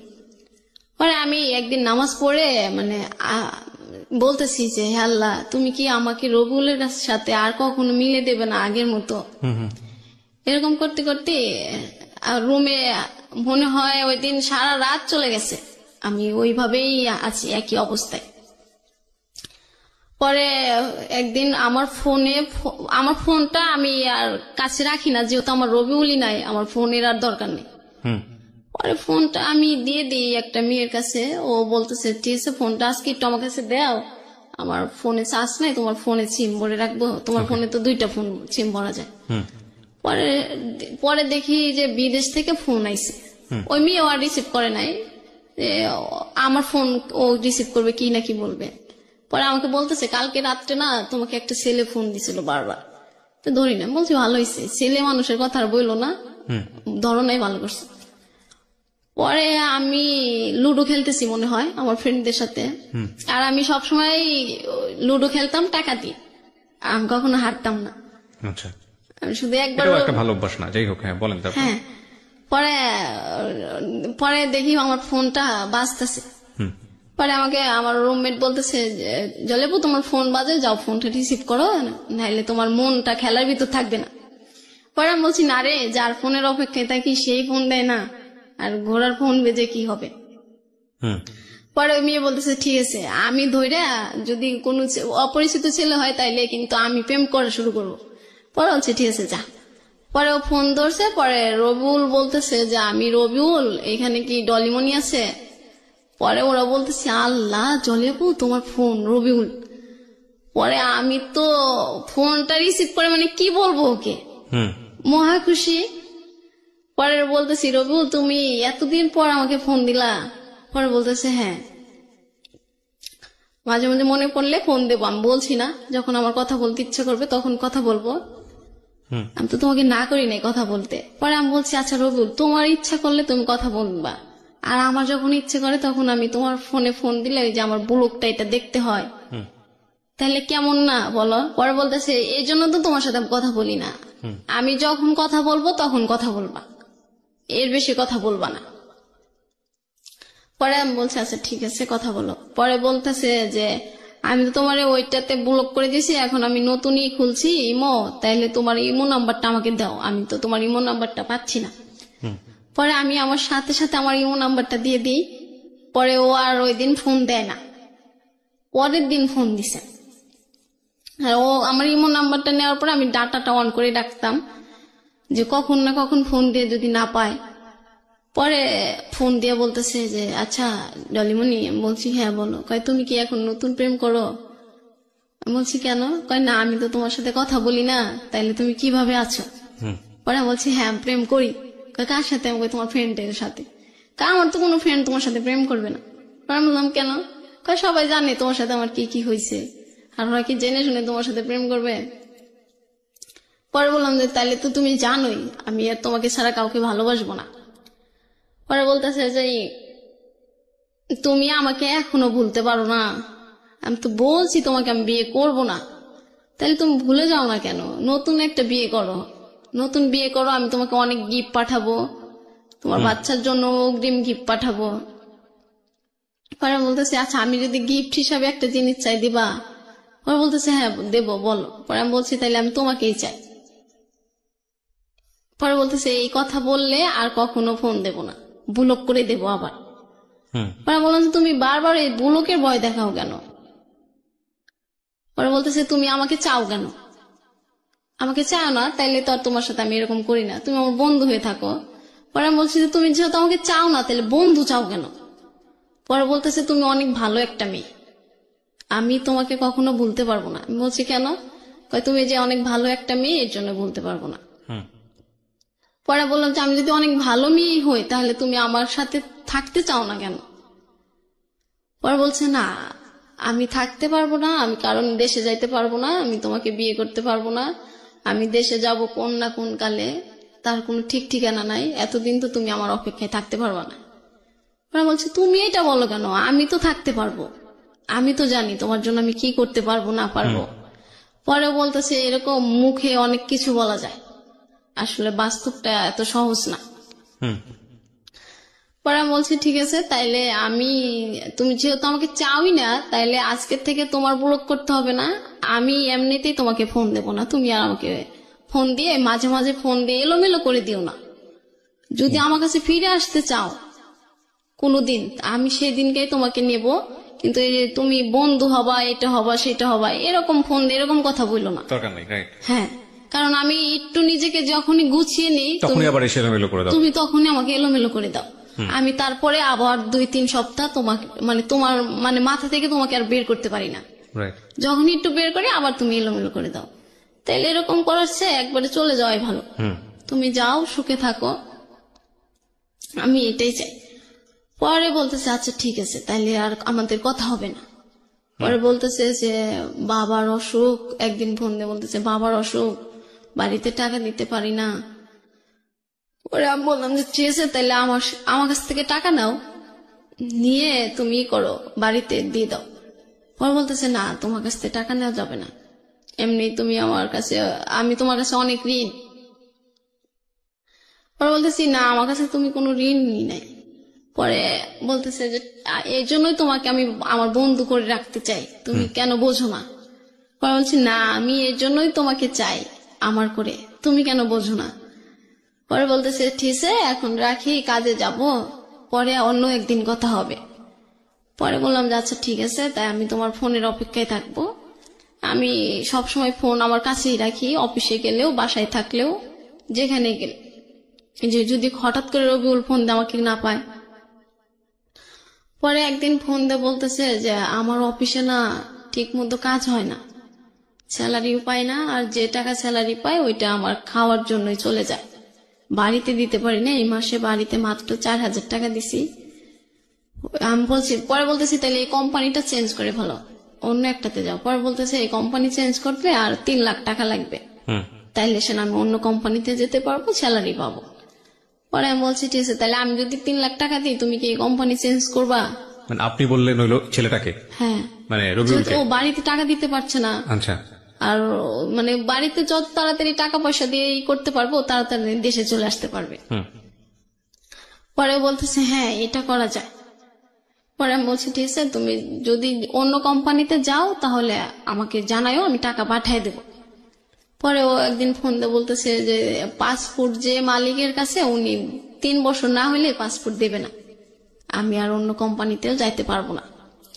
পরে বললাম যে তাহলে তো এখন কিছু করার নাই, এইখানেই থাকতে হবে, যে কয়টা করে বাড়িতে পাঠাইতে পারো ওইটাকে দিতে হবে। পরে বলতেছে হ্যাঁ। পরে একদিন আমি বলতেছি আচ্ছা রবিউল, আমাকে কখনো তোমার মিস করো না? পরে বলতেছে না। বলতেছি কখনো আমাকে আর কাক পাখি বলতে ইচ্ছা করে না তোমার? বলে না। পরে আমি বলতেছি কখনো আমাকে বউ বলে ডাকতে ইচ্ছা করে না? বলতেছে না। পরে আমি কই কখনো কি আমাদের কাটানোর সময়গুলো তোমার মনে পড়ে না? বলতেছে না। পরে আমি বলছি কেন? কয় কি এমনি তুমি মিথ্যে কথা বলো, নাটক করো, এই জন্য তোমার কথা আমার একটু মনে পড়ে না, আমি এখন তোমাকে ঘৃণা করি। আমি বলছি তো আমাকে ঘৃণা করো তো আমার সাথে কথা বলো কেন? কয় কথা বলে যদি তুমি আমার ভালো বন্ধু হতে রাজি হও কোনোদিন, এই জন্য। পরে আমি আপনি তাকে জিজ্ঞেস করেন এই কোশ্চেনটা? খুব টাফ একটা কোশ্চেন, যদিও খুব মানে অবিভাজ্য কোশ্চেন, বাট এই কোশ্চেন অ্যান্সারটা কি আসবে আমি ঠিক জানি। আপনি কখনো জিজ্ঞেস করেছেন তাকে যে কি ধরনের বন্ধু, মানে বন্ধুত্বপূর্ণ এবং শারীরিক সম্পর্ক বিষয়টা না, এরকম? শারীরিক সম্পর্ক না, ও শুধু বন্ধু হয়ে থাকবে, ওর দুঃখের কথাগুলো আমাকে বলবে, আমার কষ্টের কথা আমি ওকে বলবো। এবং তারপরে আপনাকে যখন বলবে তার সাথে দেখা করার জন্য বাংলাদেশে এসে, তখন দেখা করতে হবে? হ্যাঁ, বাংলাদেশে এসে ও আমার সাথে একবার দেখা করবে, আমি বিয়ে করব অন্য জায়গায়। আচ্ছা ঠিক আছে, হ্যাঁ সমস্যা নেই, বলেন তারপরে কি দাঁড়ালো শেষ পর্যন্ত? হ্যাঁ, তারপরে এই কথা বলতেছে, পরে ও বলতেছে আমি তোমাকে ঘৃণা করি। পরে এটা বলার পরে আমি বলছি দেখো রবিউল, আমি তোমাকে এ পরিমাণ ভালোবাসি, তুমি আমাকে যতই বলো আমি এটা মনে করি যে তুমি এটা এমনি এমনি বলতেছো, এটা তোমার মনের কথা না। পরে বলতেছে না, পরে একটা বকা দিয়ে বলে যে এটা সত্যি, আমি তোকে ভালোবাসি না। সেদিন আমার অনেক কষ্ট হয়, ও যেদিন আমাকে বলে যে আমাকে ঘৃণা করে,